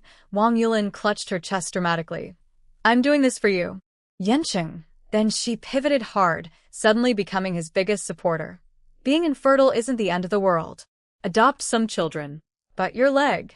You're the youngest regiment commander in history, the Ming family's eldest grandson. If your leg can't be fixed, how can you stay in the military? Your wife's medical skills must be decent. She can heal you. The Ming family's future still depends on you." And then, with maximum passive-aggressive energy, she shot a very meaningful look at Du Ruoxin. Oh, I see. This woman wasn't just attacking me. She was playing three-dimensional chess. By hyping up Yanqing's importance, she was simultaneously telling Du Ruoxin, "Your son Yanzhou? He's the backup. He'll never be number one as long as the eldest grandson exists." This family dinner wasn't a dinner. It was a battlefield. And every single dish came with a side of political warfare. Wang Yulin wasn't done. Oh no. She had one more grenade to throw.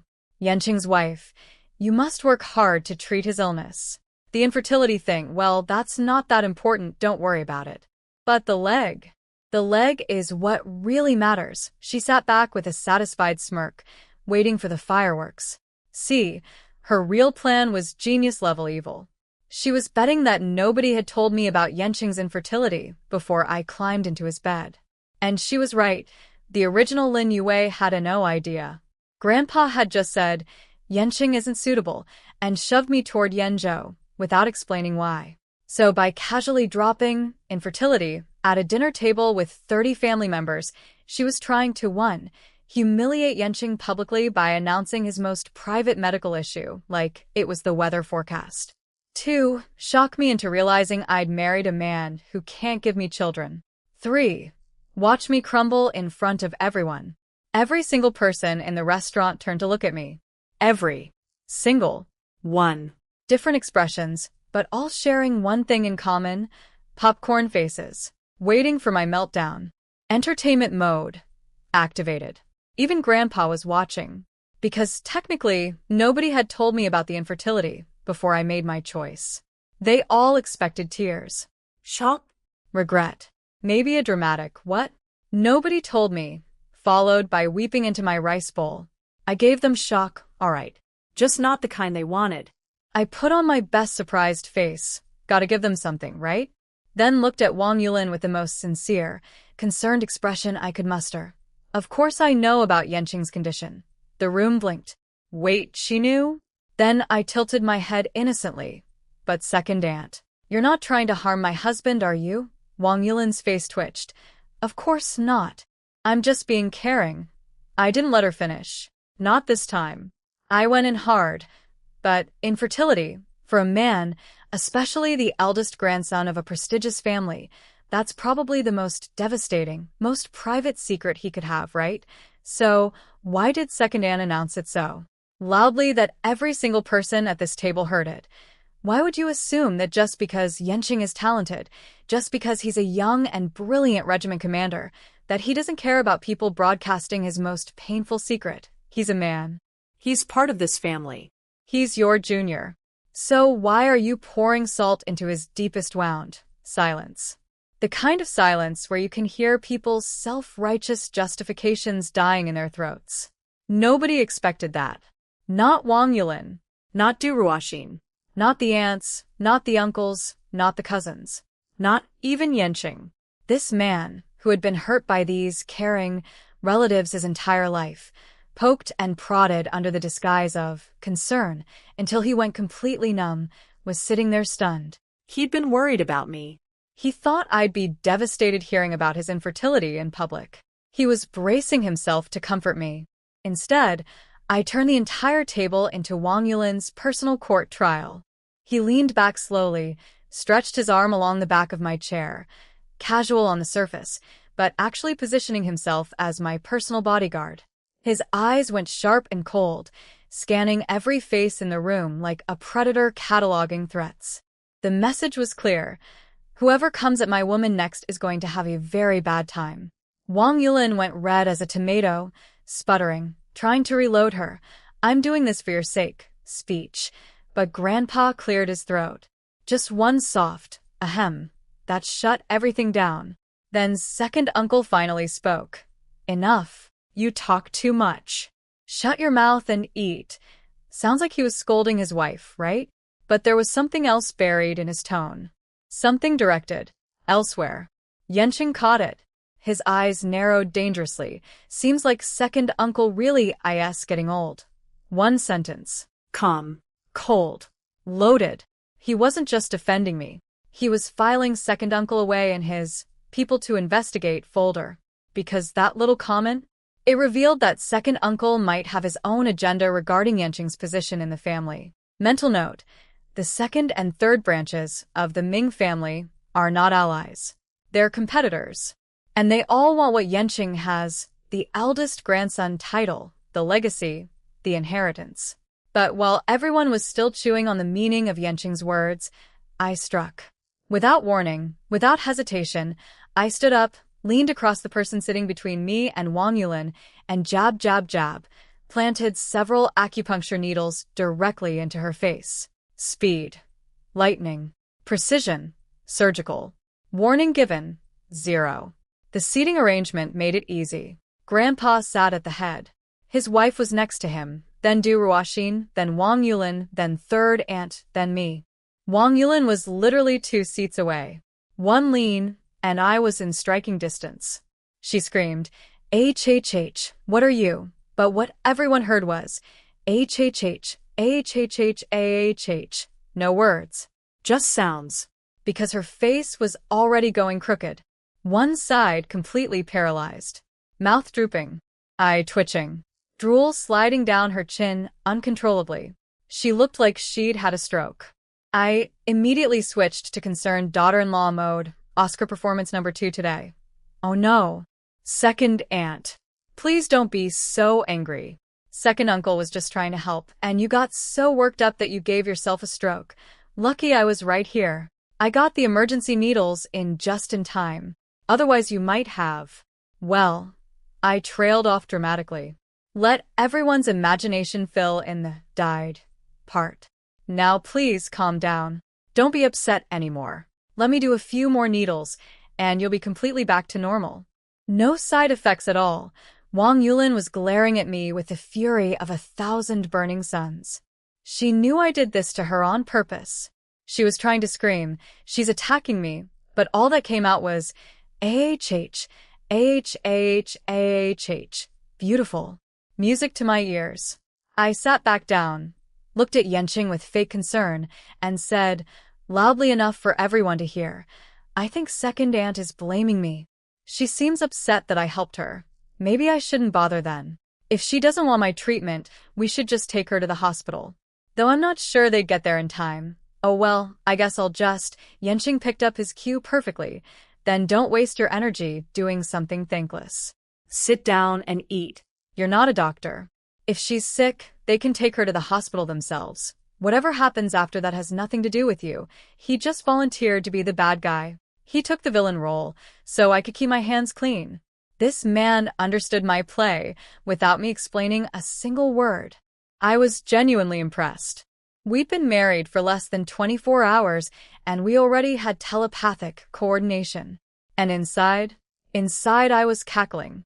Those needles were 100% intentional. Wang Yulin didn't have a stroke. She didn't have sudden rage-induced paralysis. I made her face do that. My Divine Doctor System's very first loot box gave me acupuncture skills, and included in those skills was a technique for hitting facial pressure points that caused temporary paralysis symptoms. I'd learned it this afternoon and hadn't gotten to practice yet. Well, congratulations, second aunt. You just became my first test patient. Thank you for volunteering your face for medical science. Your mouth talked too much, so I shut it. Literally. With needles. And the best part? I can fix her whenever I want. I just need her to beg me nicely first. Good luck with that drool situation in the meantime, Auntie. Mom, are you okay? Don't scare us. Second aunt's kids were crowding around her like she was dying on a battlefield. And she was just sitting there going, with half her face melted like a candle in a microwave, drool running down her chin. Meanwhile, the entire restaurant had gone dead silent. And every single pair of eyes was now looking at me with a brand new expression I hadn't seen before. Not hatred, not contempt, not stupid country girl, fear. Because here's the thing, nobody actually saw what happened. I moved too fast. 1 second Wang Yulin was talking trash, next second her face looked like a Picasso painting. Even Du Ruoxin and third aunt, who were sitting right next to her, had no idea what just went down. Was it a real stroke? Did I do something? Who knows? But one thing was crystal clear to everyone in that room. Lin Yue, the dumb country bumpkin, was absolutely, positively, not what they thought she was. This pretty face? Not just decoration. There's something dangerous behind it. Good. Let them be scared. Fear is respect's ugly cousin, and I'll take either one. Grandpa, please. Mom is dying. Second aunt's kids were losing it. Total chaos. Crying, yelling, grabbing at their mother's limp face. Grandpa saw his beautiful family reunion dinner going up in flames and finally spoke, Yanqing's wife. I didn't even let him finish. I knew what was coming, some long speech about family unity, being the bigger person, forgiveness, blah blah blah. We're all one family. Show mercy. Be generous. Nope. Not today, old man. I'm writing my own script. I stood up. Grandpa, since it's a matter of life and death, I'll try my best. Then I dropped my insurance policy. But let me say this up front. If my skills aren't good enough and I can't save her, nobody can blame me. I'm young. I can't carry the weight of a human life on my shoulders. Translation. If she lives, I'm a hero. If she dies, that's God's decision. Either way, it's not my problem. Second aunt's kids went ballistic. This is a life or death situation, and you're being petty? Aren't you part of this family? Yanqing fired back instantly. Is that how you ask your big sister-in-law for help? Between family, you still keep accounts, especially when it involves someone's life. If Yue helps out of kindness and you people turn around and blame her later, better not to help at all. Is this your idea of sincerely asking for help? Then he grabbed my hand. Yue, this is a thankless job. Whoever wants to do it can do it. Let's go. And he actually started leaving. With me. For real. Grandpa's mustache was practically standing upright with rage. His wife hurriedly rubbed his back, calming him down, then called out. Yanqing, don't be angry. Don't stoop to their level. She turned to second uncle. That's your wife. Hospital or not, make a decision. And here's where it got interesting. Second uncle sat there with a face like stone and said, very calmly, everyone stop making a scene. Then to us. Yanqing, let your wife try. Whatever happens, it's fate. We won't blame her. I looked at this man. Then I looked at his drooling, paralyzed wife. Interesting. He didn't seem very worried. about his wife of several decades, who was currently experiencing what everyone thought was a stroke. He was treating it like she'd spilled some tea. Fascinating marriage dynamics you've got there, second uncle. But that's none of my business. What mattered was, nobody could guilt-trip me now. No moral blackmail. No, you OWES. Second uncle himself said, whatever happens is fate. That was my receipt. My get-out-of jail FRE card. Perfect. I stood up, pulled out my needle kit from my waist pouch, and walked toward Wang Yulin. Step by step. Nice and slow. Maximum dramatic effect. She was screaming the whole time, AHH. Nobody understood her. But I did. In her eyes, I could read it perfectly. Don't come near me. Stay away. Get back. No. Sorry, Auntie. You signed up for this when you decided to announce my husband's most private medical condition to 30 people over dinner. I reached her, looked into her terrified, bulging eyes. And in that split second of pure horror, I struck. Needles. Fast. Precise. Mom. Multiple screams erupted at once. Because Wang Yulin's eyes rolled back and she fainted. Just straight up gone. Lights out. Unconscious. And then, the cherry on top, the people closest to her started wrinkling their noses. Because a very distinctive smell was spreading through the air. She had PE'd herself. Out of fear. On a dining chair. At a family banquet. In front of 30 relatives. TSK. Not very dignified for someone who was lecturing me about manners 20 minutes ago, is it? Now, here's what everyone saw. A skilled young woman performing emergency acupuncture on a stroke victim. Professional. Focused. Competent. Here's what was actually happening. I was using Wang Yulin's unconscious face as a practice dummy. This was my first time doing real acupuncture. I'd literally downloaded the skill from a magic tree 3 hours ago. Every facial pressure point I'd learned in the loot box. I tried them all. One by one. Poke, poke, poke. Just testing which ones did what. Nobody could tell. They watched me work with serious, concentrated focus, needling and removing with steady hands, and thought, wow, she's really skilled. I was basically a medical student performing unsupervised experiments on a living patient who couldn't say no. Best practice session ever. Finally, I removed all the needles, placed one last one precisely, and like magic, Wang Yulin's eyes fluttered open. Mom, second aunt's entire brood descended on her like a flock of emotional pigeons. The noise was deafening. My eardrums were filing for divorce. I retreated immediately back to Yanqing's side. No way was I staying near that woman. She had pee all over herself. The smell. I could feel my lunch threatening to make a reappearance. Yanqing asked softly, "Want to go wash your hands?" My eyes lit up. "Yes, please." He took me outside. We washed up, took our time, enjoyed the fresh air. When we came back, Wang Yulin was gone. Her kids and daughters-in-law had taken her away, probably to clean her up and rethink their life choices. But second uncle? Still sitting in his seat, cool as ice cream. Like his wife hadn't just been paralyzed, terrified, and urinated on herself in public. Like it happened to a stranger. Cold man. Very cold man. I filed that information away for future reference. The dinner resumed like nothing happened. Everyone went back to eating, chatting, pretending the last 15 minutes were a collective hallucination. But when I pushed Yanqing back into the restaurant, every single voice stopped. Like someone hit the mute button on reality. Yanqing was used to this. He'd always been the center of attention in this family. But now the looks had changed. Before, people looked at him with jealousy and resentment. Now, they looked at both of us with something new. Caution. And I smiled inside. Because that was exactly the point. Tonight's little performance wasn't just about shutting up a mouthy aunt. It was a message. A preview. A trailer for coming attractions. Today, I paralyze your face with needles. Tomorrow, I heal Yanqing's legs, and we become untouchable. The calmer we looked walking back in, the more uncomfortable everyone else felt. The power couple has arrived, ladies and gentlemen, and we're just getting started. Ruoxin was the first to break the awkward silence after I waltzed back in. She put on her sweetest fake concerned voice.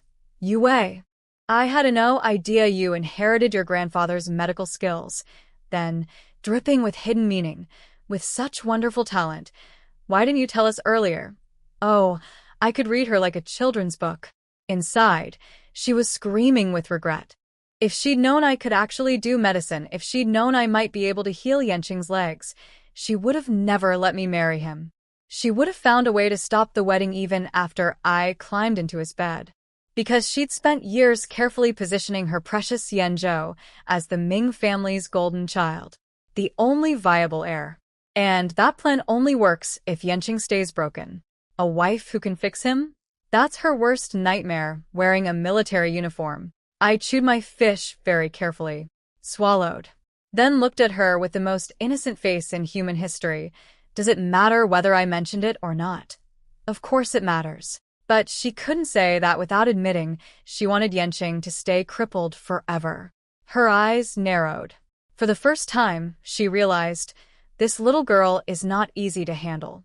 She recovered fast, though, switching to her supportive mother-in-law act. Oh, sweetie, you're so prickly. We're your elders. We're just caring about you. If you told us about your skills earlier, we could have arranged a position for you at a hospital. It's a new era. Women can have careers. Wow. 5 minutes ago, she wanted me to be the family maid. Now she wants me outside the house, away from Yanqing, where I can't treat his legs. Real subtle, lady. I smiled. Oh, then why doesn't Annie have a job? You're still young. Haven't reached retirement age. This is the perfect time to contribute to the organization and the collective. Her face went through 7 shades of purple. I kept going, not even pausing. As for me, Annie, you're really overthinking it. Instead of worrying about women's career potential, maybe consider the actual situation at home. My husband's leg is crippled. He can't do anything conveniently. He needs someone by his side to take care of him. Speaking of which, I always thought it was strange that someone with a bad leg was given a room upstairs. Up and down stairs every day. So inconvenient. I guess it just never occurred to you. I stopped just short of saying, you deliberately mistreated your stepson. But the message was received. Loudly. Ruoxin's face was a masterpiece of controlled fury. But it's all fine now, I chirped. I'm here to take care of him. Oh, and by the way, we've already moved downstairs to the East Wing room. The restaurant went silent. Everyone was thinking different things, but nobody was thinking happy thoughts. Ruoxin was fighting for her life, trying to stay calm. She managed 1 week comeback.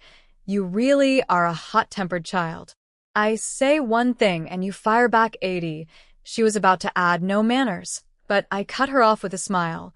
Which part of what I said was wrong, Andy? She was going to implode. I could see her internal organs organizing a revolt. But she had to keep smiling because Grandpa was right there. I twisted the knife one more time casually. Oh, and about my medical skills, Annie, your memory really isn't great. I just said a few minutes ago that my grandfather told me not to discuss my training in front of outsiders. She took a deep breath. Officially out of ammunition. Defeated. Done. But inside? Oh, inside she was planning my demise. I could feel her hatred radiating like a space heater. She'd been hoping to use this dinner to convince Grandpa not to let us move into the East Wing room. But I announced the move myself, and Grandpa didn't even blink. No objection. No comment. Just silence, which meant approval. Meanwhile, I noticed something that made me want a gag. Yanzhou was looking at me with, what was that expression? Was that admiration? This man. The one who didn't want me. The one who was glad I chose his brother. The one who has his precious, white moonlight sitting right there. He was looking at me like I was suddenly the most fascinating woman in the room. All because I showed some spine and medical skills? Seriously? Bro, I literally fled from you to avoid being beaten and thrown off a cliff. Read the room. Bai Sutting was sitting next to him, drowning in jealousy. Why is everyone paying attention to her? So her grandpa was a doctor, and she learned a little. So what? Is that really so impressive?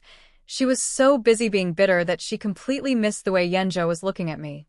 which was probably for the best because that look, no longer cold, no longer dismissive. Something had shifted. Dangerous territory, Yanzhou. Very dangerous. As for me, I ate like a queen. I knew people were watching me from every angle, but nothing was going to stop me from enjoying this food. Life philosophy. Food first, family politics second. Finally, near the end of dinner, Du Ruoxin made her move. Father. About Yanzhou's marriage. She'd been holding this in all night. Her real goal. Get Grandpa to approve Yanzhou marrying by sudden now that I was off the table. Grandpa set down his chopsticks and said simply, Yanzhou is only 20. A man should establish his career before his family. No rush. Du Ruoxin looked like she'd been struck by lightning. And so did Bai Suding. This girl had been living in the Ming house for years. When the Bai family sent her here, the deal was simple. When she's old enough, she marries Yanzhou. They'd been playing this sweet couple act this whole time, waiting for the official approval. Before, my marriage agreement was the obstacle. A written contract beats a verbal promise. But now? I was married to Yanqing. The road was clear. Tonight should have been her victory lap. And Grandpa just said, No. No rush. Career first. The look on Suding's face was priceless. Years of careful positioning, sweet-talking, hair-tossing, and Yanzhou Gidge, and the old man basically said, not yet, maybe later, maybe never. Yanzhou whispered to comfort her. Don't worry. Grandpa's right. I'm young. It's time to build my career. Oh, honey, you don't even realize you just got shelved. The dinner ended. I pushed Yanqing back to our new room, the east wing, ground floor, and no more stairs. And what a room it was. 2 sections, an outer sitting area with a gorgeous set of wooden furniture that even I could tell was extremely expensive antique hardwood, and an inner bedroom with an absolutely stunning carved canopy bed, all intricate designs and craftsmanship. I looked around at all this luxury and let out a small laugh. Not a happy laugh. We're going to have a problem laugh. Because I'm from the future, and I know what's coming in a few years. Political campaigns. Class struggle. Down with the bourgeoisie. All this fancy furniture? These antique wood pieces? This elaborate carved bed? In a few years, this stuff becomes evidence. Evidence of decadent luxury. Evidence of capitalist lifestyle. Evidence that could get the entire Ming family destroyed. I could already write the accusations. Extravagant living. Petit bourgeois tendencies. Yanqing noticed my laugh. You don't like it. Like it? I love it. Sleeping in this bed, living in a room full of priceless antiques. I'd be smiling in my dreams. Then I switched to my wide-eyed, innocent voice. But you know, a couple years ago, in the countryside, people were so hungry they could barely walk. And now, I just married someone and suddenly I'm surrounded by things that used to only exist in landlords' houses. I tilted my head. So, hubby, does this make us the landlord class? His eyes flickered. He scanned the room slowly. We're just staying temporarily. It's fine. But I saw it. He understood. My warning hit its target. This family, someone in it was hoarding wealth like they'd never heard of political movements. Like the world outside didn't exist. Like there wouldn't be consequences.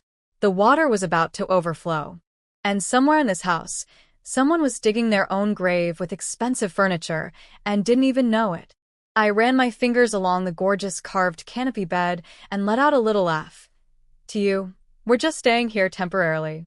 But to certain people, us moving in here is going to keep them up all night. The lights went out.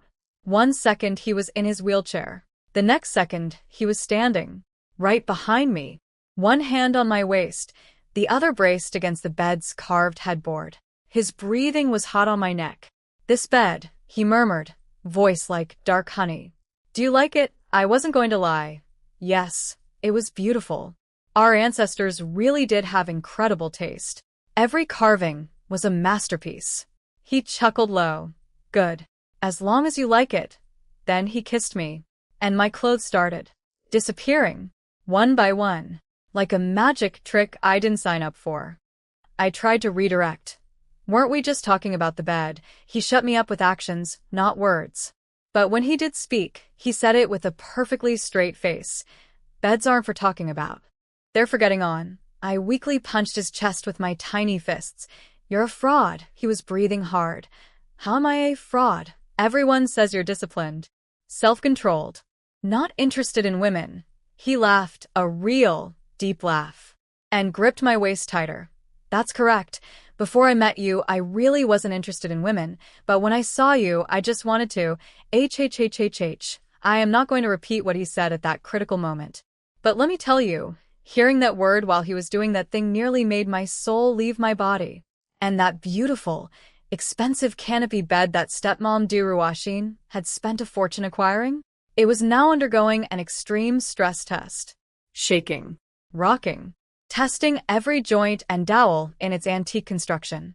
If this bed survives tonight, it truly deserves its masterpiece status. And just as I predicted, across the compound, Duruwashin was wide awake, tossing, Turning. driving her husband crazy. Are you going to say something? We're just letting this happen, she hissed at Father Ming. You know I prepared that East Wing room for Yhoyu's wedding. And now they've moved in without a word. Father Ming, exhausted and cranky. Ming Yanqing is also my son. The East Wing room belongs to the eldest son. He moved in. What's wrong with that? Even father didn't object. Duruwashin exploded. Oh, now you remember you have an eldest son. Back when you found out your precious eldest son was infertile, you threw my son into the military as a child. Made him suffer for years. You said it was for the Ming family. I didn't say anything. Now I just want to give Yanzhou some material compensation, and you're pulling the eldest son card? If your eldest son is so great, let him carry on the family line. Let him bring glory to the Ming name. You're just bullying my son because he's obedient. You're bullying us. Father Ming defeated. Fine. What do you want, Duruwashin? Give them the West Wing instead. The East Wing stays for Yanzhou. And all the furniture they've already touched. Fine, I won't be petty. They can keep it. But I want a whole new set for Yanzhou, Father Ming. Fine. Whatever you want. Duruwashin finally exhaled. Some of the rage from getting absolutely demolished by me at dinner finally dissipated. Enjoy that small victory, lady. It's all you're getting.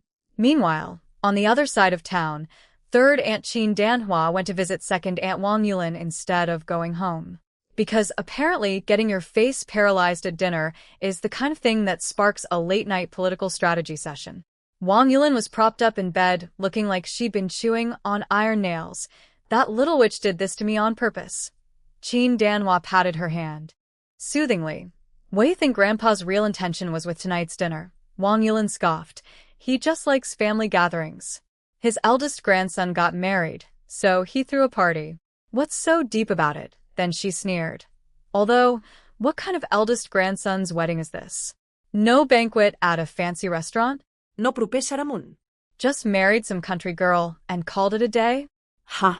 She can celebrate all she wants. She married an infertile eunuch. She'll be a living widow. See, the second and third branches of the family, along with basically everyone outside the immediate household, believed that infertile meant completely non-functional, like they thought Yanqing was basically a eunuch. And that was all Duruwashin's doing. Years ago, she deliberately spread that rumor to destroy Yanqing's status and reputation in the family. Brilliant, evil strategy. Too bad it's wrong. Very wrong. As I can personally and painfully confirm. Qin Danhua leaned in. I think Grandpa hasn't given up on the eldest grandson. Wang Yulin frowned. Impossible. Duruwashin spent years building up Yanzhou. Her family poured in resources. You think she'd accept being second fiddle? Qin Danhua. If Grandpa had truly given up on Yanqing, would he arrange for a doctor's granddaughter to be his wife? Wang Yulin. Okay, that is suspicious. Qin Danhua dropped bomb after bomb. Duruwashin brought up Yanzhou's marriage tonight. Grandpa shut it down. The newlyweds moved into the East Wing. Grandpa allowed it. Are you seeing the picture now? Grandpa is waiting for Yanqing to stand up again. Wang Yulin's eyes went wide. Qin Danhua twisted the knife. She cured your stroke, tonight in minutes. What if she can actually fix his legs? If Grandpa backs him, and his legs work again, the military leadership will notice. His power will grow. She paused. Let the silence do the work. Wang Yulin understood. Yanqing was ruthless. Zero tolerance. If he got back on his feet and discovered the things the second and third branches had been doing behind the scenes, he would show no mercy. No family loyalty. He'd burn them down without blinking. Then Qin Danhua dropped the final bomb, and if he regains Grandpa's full support as the eldest grandson, he's infertile, remember? He'll need to adopt. And he'll choose from our children. What if he picks your baby? Would you be willing to give up your child? Wang Yulin sucked in a breath so sharp it could have cut glass. The game just got a lot more complicated. These women thought they were watching me from the sidelines. But now? Now they realized the sidelines were on fire, and the flames were heading straight for their houses. Sleep tight, ladies. Your new sister-in-law is just getting started. I woke up, and everything hurt. My back, my waist, my head, my soul, everything. It was barely dawn, maybe 6 or 7 in the morning. No clock in the room, no watch on my wrist. Just pain and the vague knowledge that the sun existed somewhere out there. This man, last night was, I don't even know how many rounds. Every time I tried to resist, every time I said, enough, he would look at me with those dark eyes and say, with a completely straight face, but I just love this. When I see you, I can't control myself. I just want you. What can I do about it? What can he do about it? How about showing some restraint like the disciplined military officer you're supposed to be? I don't even remember falling asleep. I think I just passed out. Like a phone hitting 0% battery. Complete shutdown. Thank every god in heaven that this man is infertile. Because with his gifted abilities and absolutely zero self-control, I would already be pregnant. Probably with twins. He's built like a man who produces twins. I just know it. Anyway, I was ripped from my precious sleep by the most obnoxious clanging and banging outside my door. Pots crashing. Metal on metal. It sounded like someone was running a demolition site right next to my bed. I dragged my broken body up, got dressed, every muscle screaming in protest, washed my face, opened the door, and came face to face with Ming Yanhui. Again. His blood sister. The chair-throwing maniac. Standing there with a face like a volcano about to erupt. You can't even get up early to make breakfast? What kind of new bride are you? So that's what the noise was. She'd grabbed pots and pans from the kitchen and deliberately crashed them together outside my door until I woke up. Like a one-woman percussion section of spite. She'd been waiting for me. Her whole plan was to see how late the shameless fox spirit would sleep and then scold me for it. She'd already been here 2 nights, overstaying at her parents' house just for the pleasure of harassing me. Now, on a good day, I might have played nice, smiled, said something diplomatic. This was not a good day. I was exhausted, hungry, sore in places I refused to name, running on zero sleep because my husband treated me like an all-night buffet. My patience was at absolute zero. I pulled out my silver needle kit and held it up. Are you going through menopause? This anger problem seems serious. Want me to treat you? She flinched hard. After watching what I did to Second Aunt's face last night, those needles carried weight now. Psychological warfare level, expert. You, she started. But before she could build up steam, Yanqing rolled in from outside. He took one look at my exhausted, barely standing zombie state, and his eyes went all soft and fond, like he was remembering exactly why I looked like this. Then he said, out loud, in front of his sister, Yue was up late taking care of me last night. She's very tired. She needs to rest this morning, taking care of him. Taking care of him.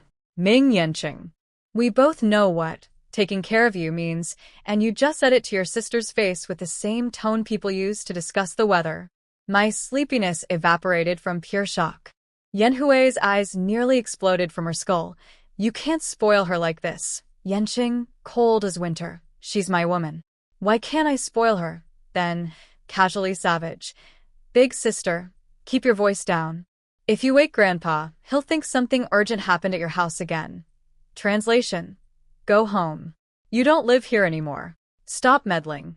Yanhui went through about 6 shades of red. Fine. I can't control you too. I give up.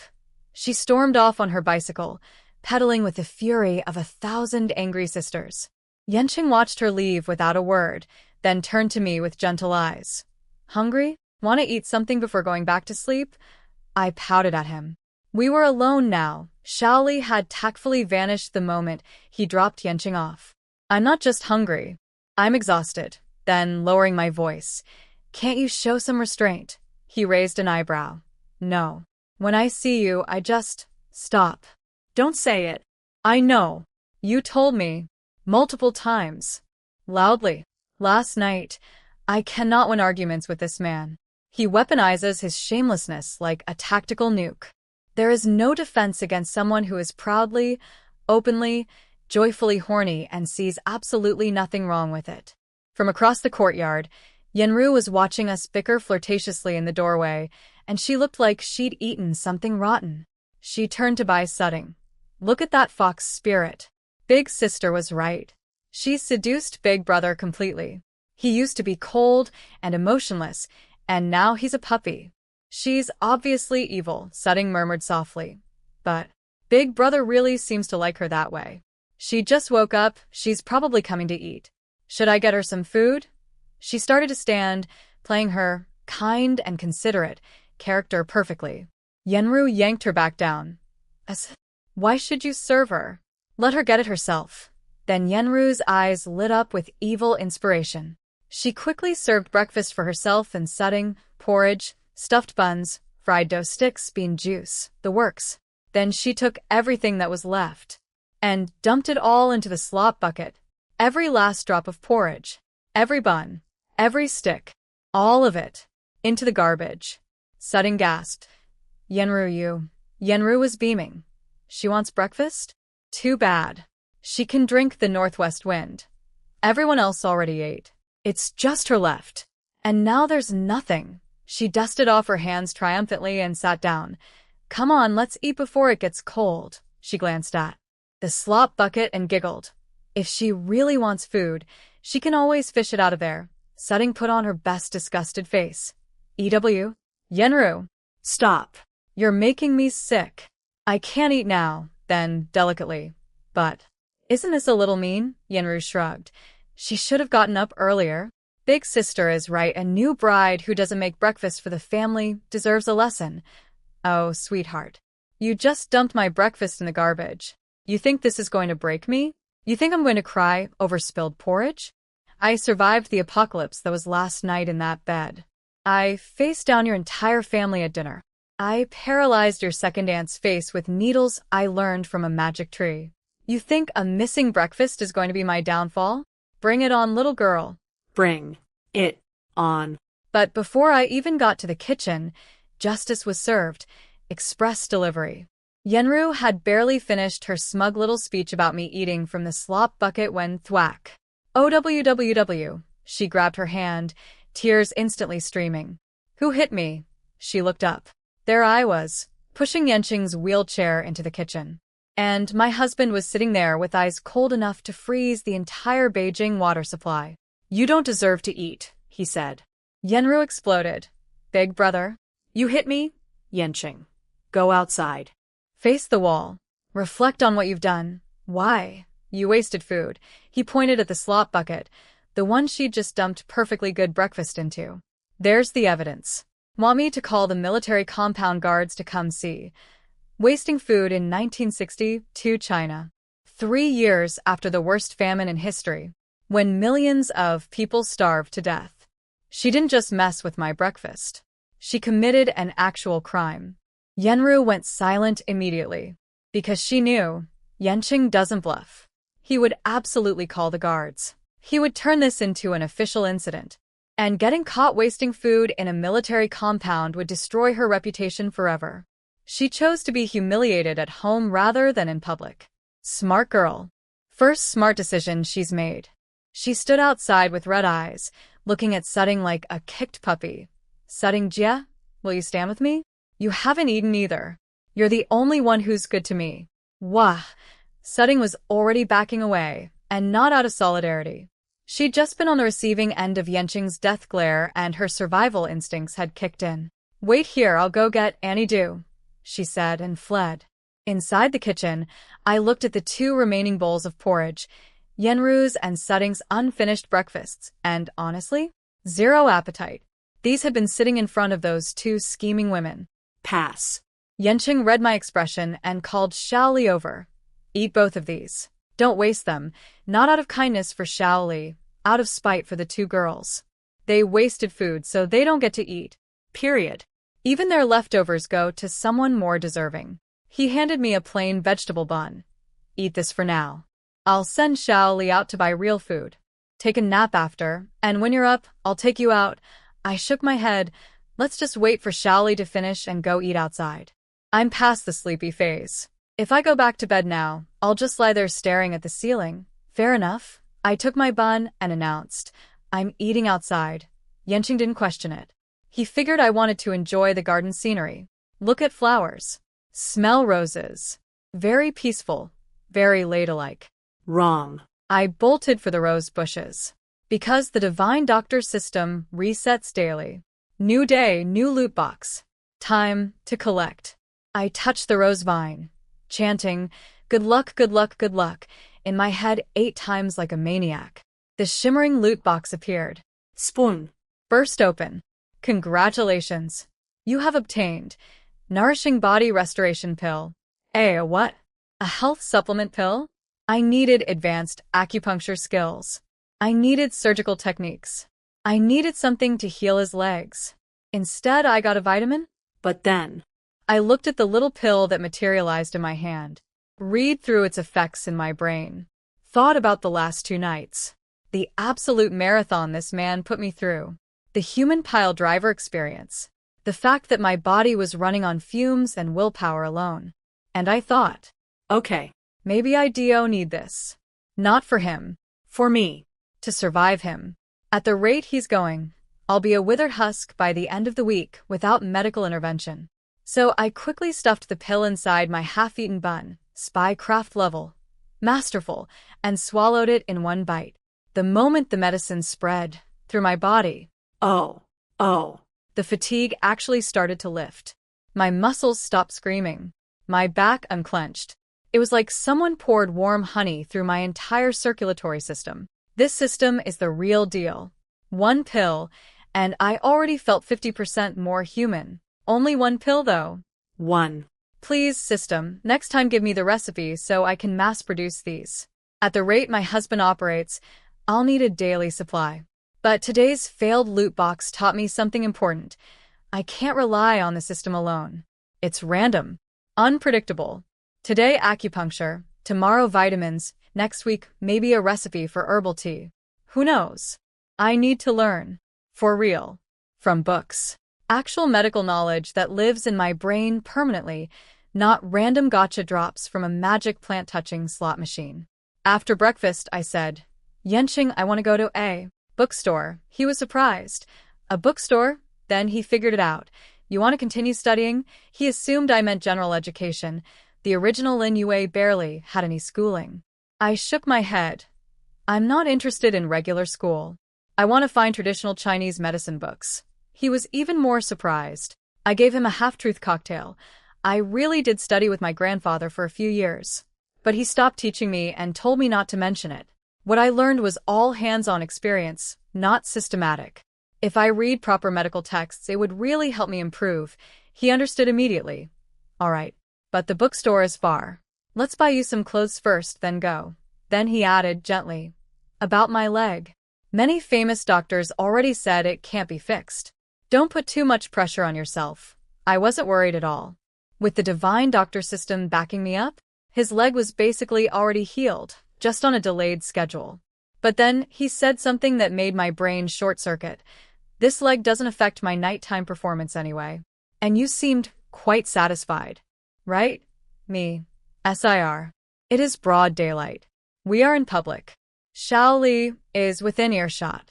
And you are sitting in a wheelchair talking about your bedroom performance like you're reviewing a restaurant. He wasn't done.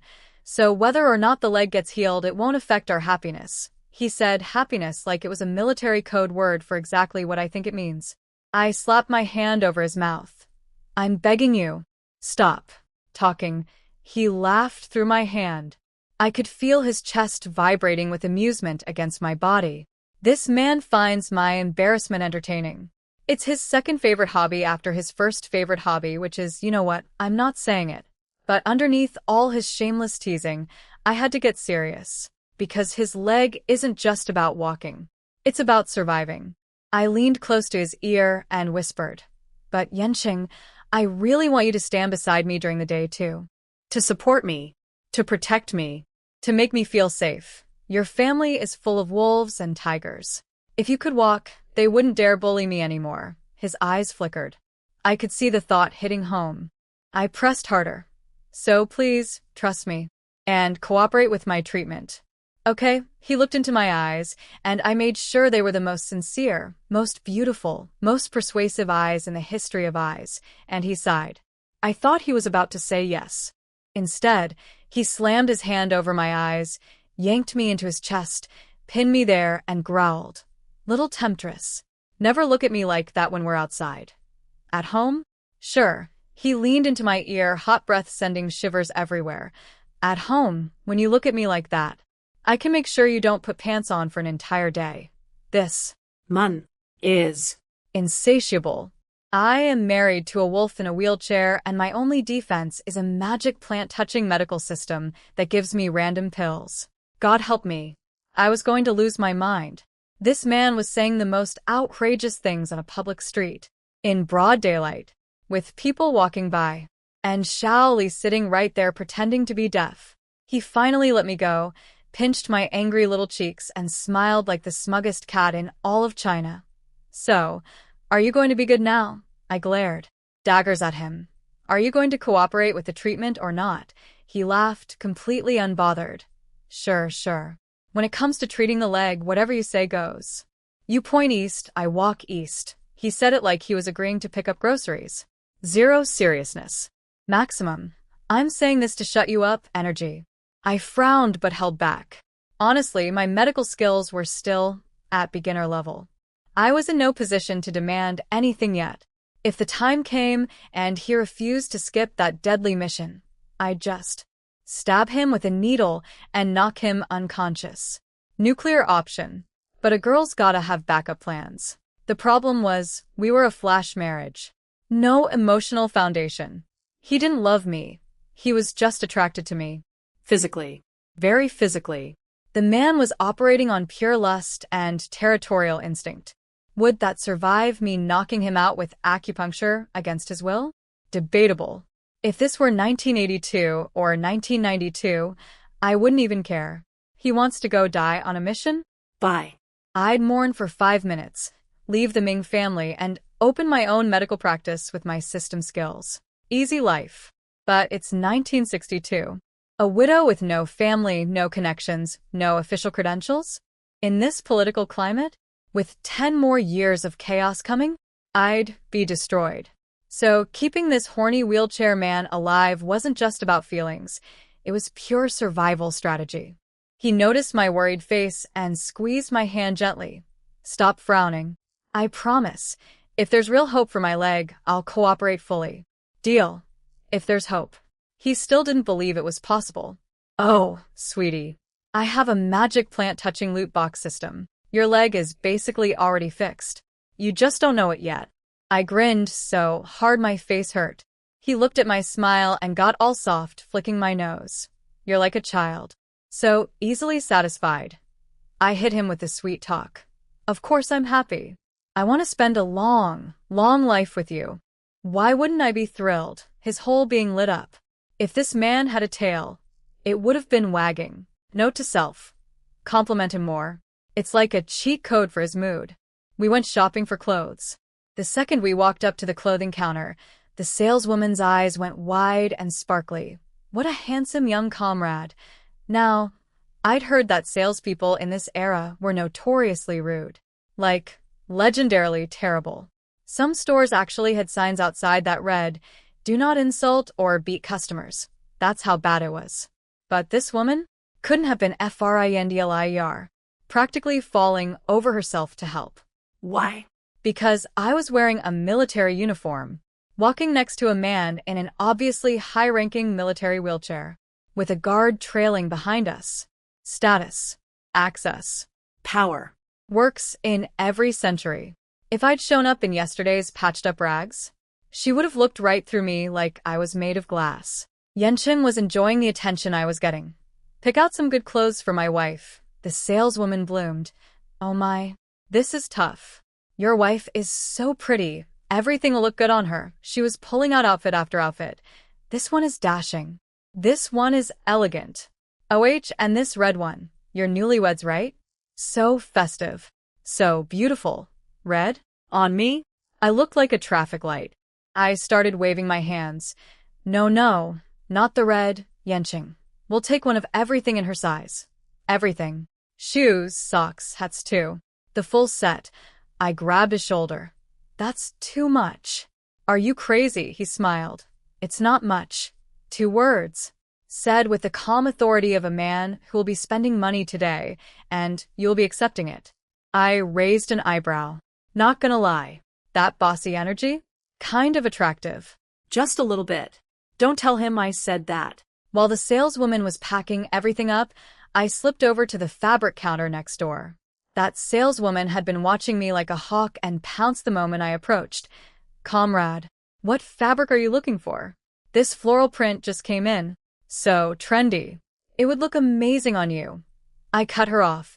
I need soft, fine cotton fabric. Her entire expression changed.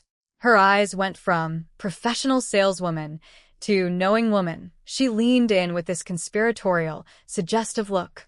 Oh, you newlyweds work fast. Already expecting? What? What did she just say? HUH, I sputtered.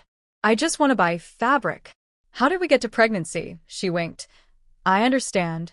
No need to explain. How much do you need? I'll cut it for you. No matter what I said, she was convinced I was pregnant. She had already written the entire narrative in her head. Young military wife, soft cotton fabric equals baby clothes. We left the department store carrying bags and bags of stuff, and I was still confused about the pregnancy assumption. I didn't want the cotton for baby clothes. I wanted it to make underwear. This era's undergarments were terrible. No support. No coverage. Summer clothes were thin enough that things would show through. I was not about to walk around the Ming family compound giving everyone a free anatomy lesson. So, DIY underwear. That's it. That's the whole story. No babies involved. None. We got home. I grabbed a white shirt and black pants from the new clothes and went to change. And this man, followed me like a shadow. I clutched my collar protectively. What are you doing? I'm not looking at you with any kind of eyes. See? Look, I deliberately made the most aggressive, angry eyes I could. He laughed, swept his gaze across my chest area with absolutely zero shame, and said, even though I really don't want you wearing pants today, I have important business this afternoon, so you're spared. For now. I exhaled with relief, but could still feel his eyes drawing on my body like a paintbrush. And my stupid, traitorous body was responding, going soft, going warm, betraying me. I forced my voice to sound fierce. Then why are you still here? Go. Instead of leaving, he pulled me onto his lap again and asked, do you really want to get pregnant and have a baby? My brain stalled. Where is this coming from? Why is everyone asking me about babies today? Then it hit me. Wait, did you hear what that fabric saleswoman said? I rushed to explain. Don't listen to her. I just bought some fabric. I have no idea why she jumped to pregnancy. I tried to explain, but she wouldn't believe me. That's basically spreading rumors. Look, even you believed it. He examined the fabric. Normal fine cotton. Looked at me. Looked at the cotton again. Neither of us could figure out why cotton fabric equaled pregnancy. Because neither of us knew that in this era, only well-off families bought fine soft cotton, specifically to make clothes for newborn babies. That's what the saleswoman recognized instantly. And neither of us had parents around to explain this adorable cultural misunderstanding. Mystery remained unsolved. I pushed him toward the door. Go. Leave. Now. out, because if he watched me change clothes, I genuinely believed I would not be wearing pants for the rest of the day. He said, okay, but didn't move. His hands stayed on me. Those colored eyes locked on like targeting systems. Then he spoke. Oh, I forgot to mention something. It doesn't matter what kind of eyes you use to look at me. Even angry ones. Even fierce ones. They all make me want to. Make sure you can't put pants on. I am going to lose my mind. This man has one brain cell, and it lives below his belt. Every conversation, whether it's about legs, medicine, fabric, eyeballs, somehow ends with him threatening to remove my pants. I am trapped in a novel with a wheelchair-bound, crippled, infertile wolf whose only working body part is his libido, and it operates at 200% capacity. Someone save me, but also don't, because he's kind of perfect, in a terrifying, exhausting, shameless kind of way. Don't tell him I said that either. I tried one last desperate move. I reached for his wrist with trembling fingers and put on my most sincere medical professional voice. How about I examine you? Maybe I can help with your condition. He was literally centimeters from kissing me again. He paused, looked down at me with those dark eyes still swimming in desire. Examine what? This man's brain has left the building. I forced a smile. You know, too much of that is bad for your health. Moderation is key. Have you ever heard of the ancient consorts Zhao Huda and Zhao Fian? They literally killed an emperor with too much. You don't need to know the details. The point is, let me treat you. We can reduce the urges. A little bit. He kissed me hard, with what felt like punishment seasoning. When he finally released me, he said, no need. You can't cure this, because I'm only like this when I see you. Only for you. I did not put on underwear that day, because this man has a hobby. He likes to RIP things. tear them With his hands. Every single pair of underwear I owned, destroyed. Casualties of war. RIP, literally. And the new ones we just bought? Hadn't been washed yet. Bacteria City. I wasn't putting those on. So my only option was a long red skirt. White shirt on top, red skirt below. Very newlywed appropriate. Very festive. Very commando underneath. I glared at him. Can you not be so rough? He gave me his most infuriating bad boy smirk. Sorry. When I see you, I really can't help it.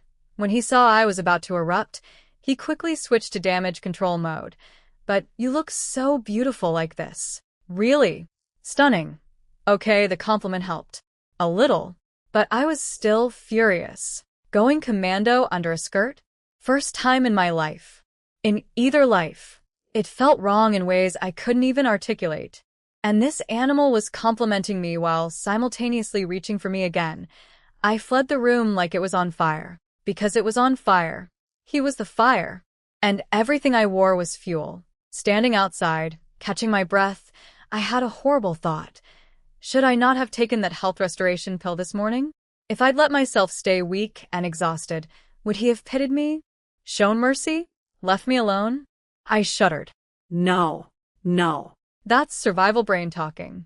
Down that road lies madness. What I actually needed was to study medicine and find a way to treat his libido. Reduce it to maybe once or twice a month. Attack the problem at the root. Literally. Inside the room, Yenqing suddenly shivered for no reason. He frowned. Was he getting weak from too much activity? Maybe he needed to exercise more to build up his stamina. He absolutely could not let his wife think he was losing his edge. We are having opposite problems, and neither of us knows it. I escaped to a quiet corner of the back garden with my newly purchased Chinese medicine books. The current political climate wasn't great for traditional medicine, so bookstores didn't openly sell these texts.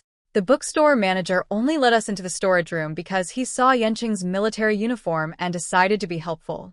I got lucky, found several excellent medical textbooks, and bought them all. And here's where things got exciting.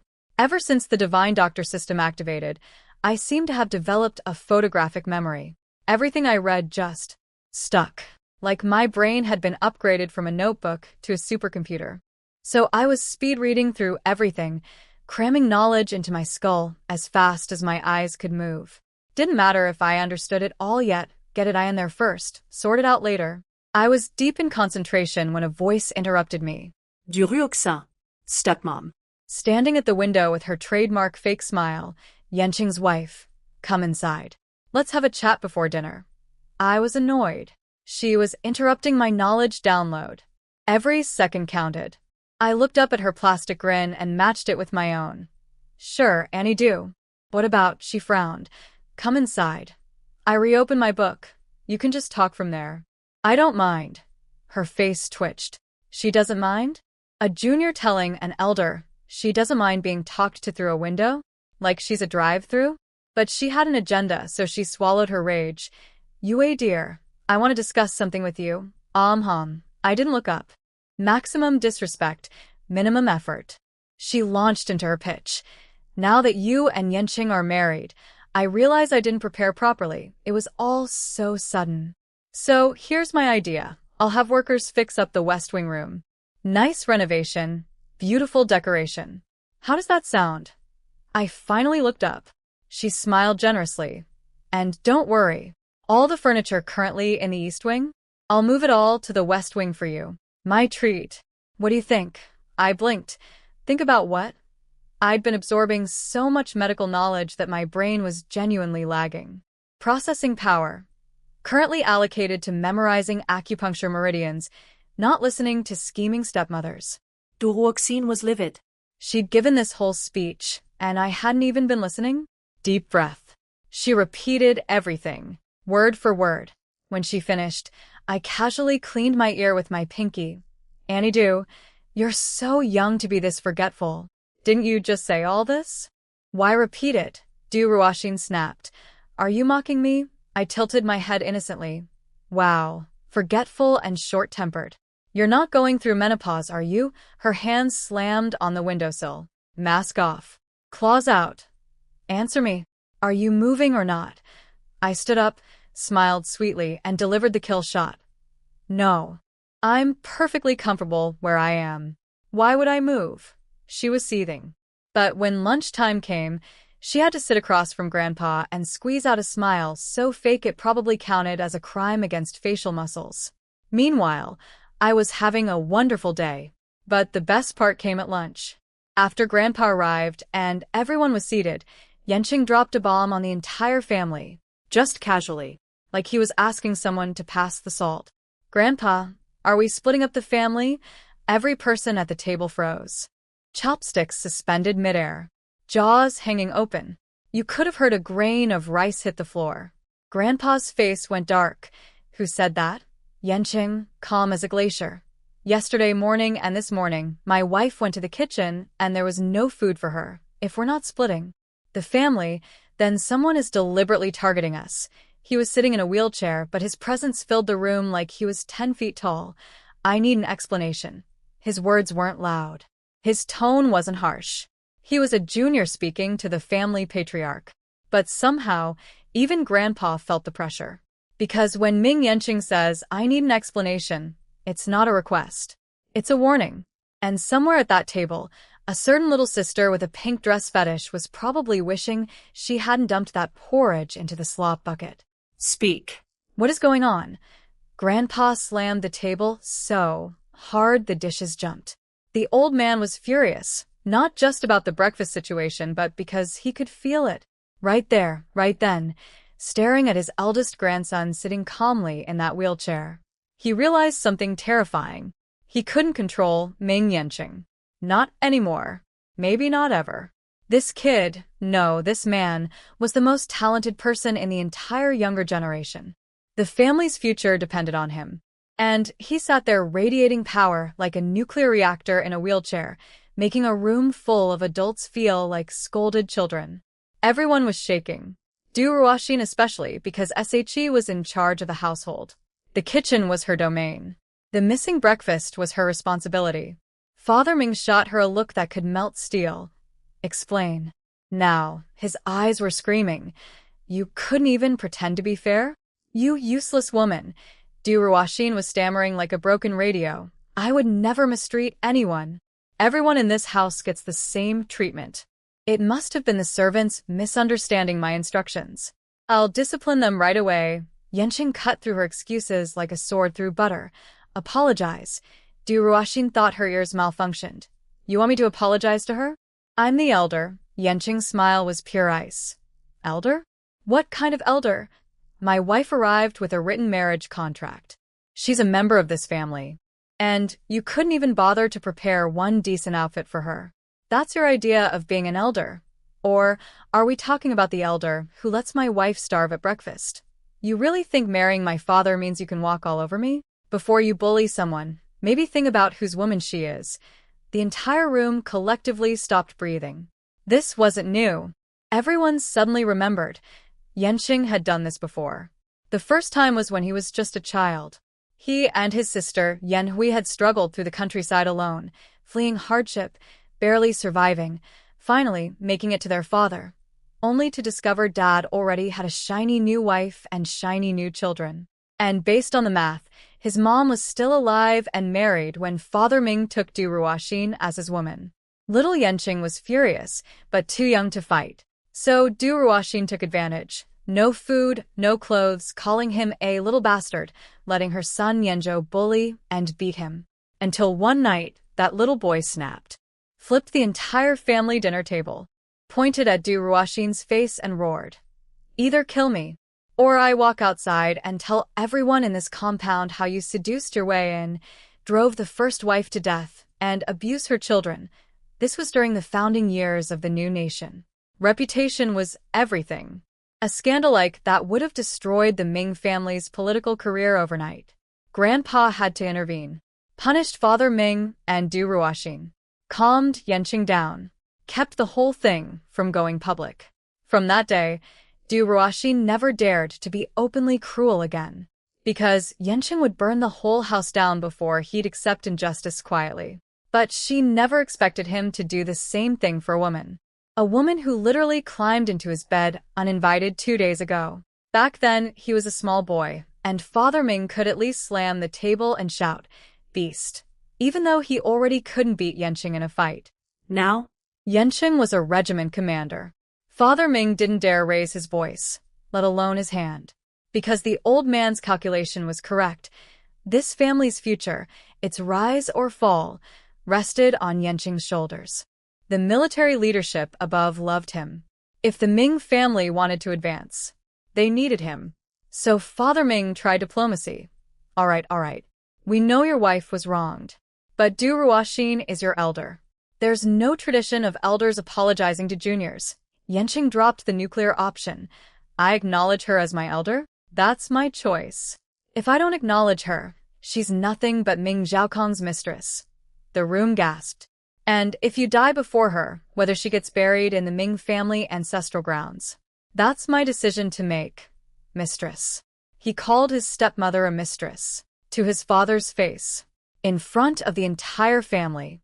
Father Ming was so dizzy with rage, he could barely see straight. So, he did what every desperate person does. He found a weaker target. He whipped around and pointed at me. You're a new bride. Do you have to make the whole family restless? Yenching's face went sub-zero, but before he could fire back, I pressed his shoulder gently. My turn. I smiled pleasantly and said, "That's a funny thing to say. I'm a brand new bride who just arrived. How could I possibly have that much power? Before I came, your family's harmony was built on one thing, everyone bullying Ming Yenching together. He didn't fight back, so you all got to pretend everything was fine. Now he's fighting back and suddenly it's his fault? It's my fault, but the truth is, 1,000-year glacier doesn't form in one day. And I'm just a tiny pebble. I can't crack the ice. At most, I bring a little wind, just enough to blow the ugly veil off your faces." Silence. Father Ming went red with shame and fury. You, Yenching, looked at him with eyes that could freeze hell. What about her? Father Ming, grasping at straws. This is unfilial. Yenching actually laughed. Speaking the truth is unfilial now. That's fine. Let's invite the military leadership over to judge. They can decide who's right. He called out casually. Shaoli, Grandpa couldn't take it anymore. How long are you going to keep this up? Are we eating or not? He didn't name anyone, but the message was crystal clear. Someone needed to back down. And the only person who could back down at this point was Du Ruoxin. Yanqing was playing with a spoon, casually like a man who had all the time in the world. Apologize and we eat together. Don't apologize and I file for family separation today. I'll put an announcement in the newspaper. Independent household. Done. That was Grandpa's red line. Family unity was his obsession. Splitting the family publicly? Newspaper announcement? That was the Ming family equivalent of detonating a bomb on the front lawn. Grandpa slammed the table again. Apologize, then, directly to Du Ruoxin. If you can't manage this household, I'll find someone who can. Du Ruoxin was clutching her chest, face purple, eyes rolling back. The classic, I'm about to faint dramatically move. Yanqing added, almost lazily. Feeling weak? About to pass out? No problem. My Yue has excellent medical skills. She can stick some needles in you and wake you right up. Du Ruoxin's eyes snapped open so fast, she almost got whiplash. Nope. No fainting. Not today. She remembered what happened to Wang Yulin last night. Paralyzed face, drooling, peeing herself in front of 30 relatives. Absolutely not. So, with tears of pure humiliation burning in her eyes, fists clenched under the table so hard her nails drew blood, she forced out the words, I'm sorry. I didn't manage the household well. You were wronged. A mother-in-law. Apologizing. To a daughter-in-law. In front of the entire extended family. In 1962 China, this was roughly equivalent to the Earth reversing its rotation. And I accepted it with perfect grace. Calm. Serene. Not a flicker of guilt or gloating on my face. Because she's not my real mother-in-law. My real mother-in-law is underground, put there in no small part by this woman's scheming. So this apology?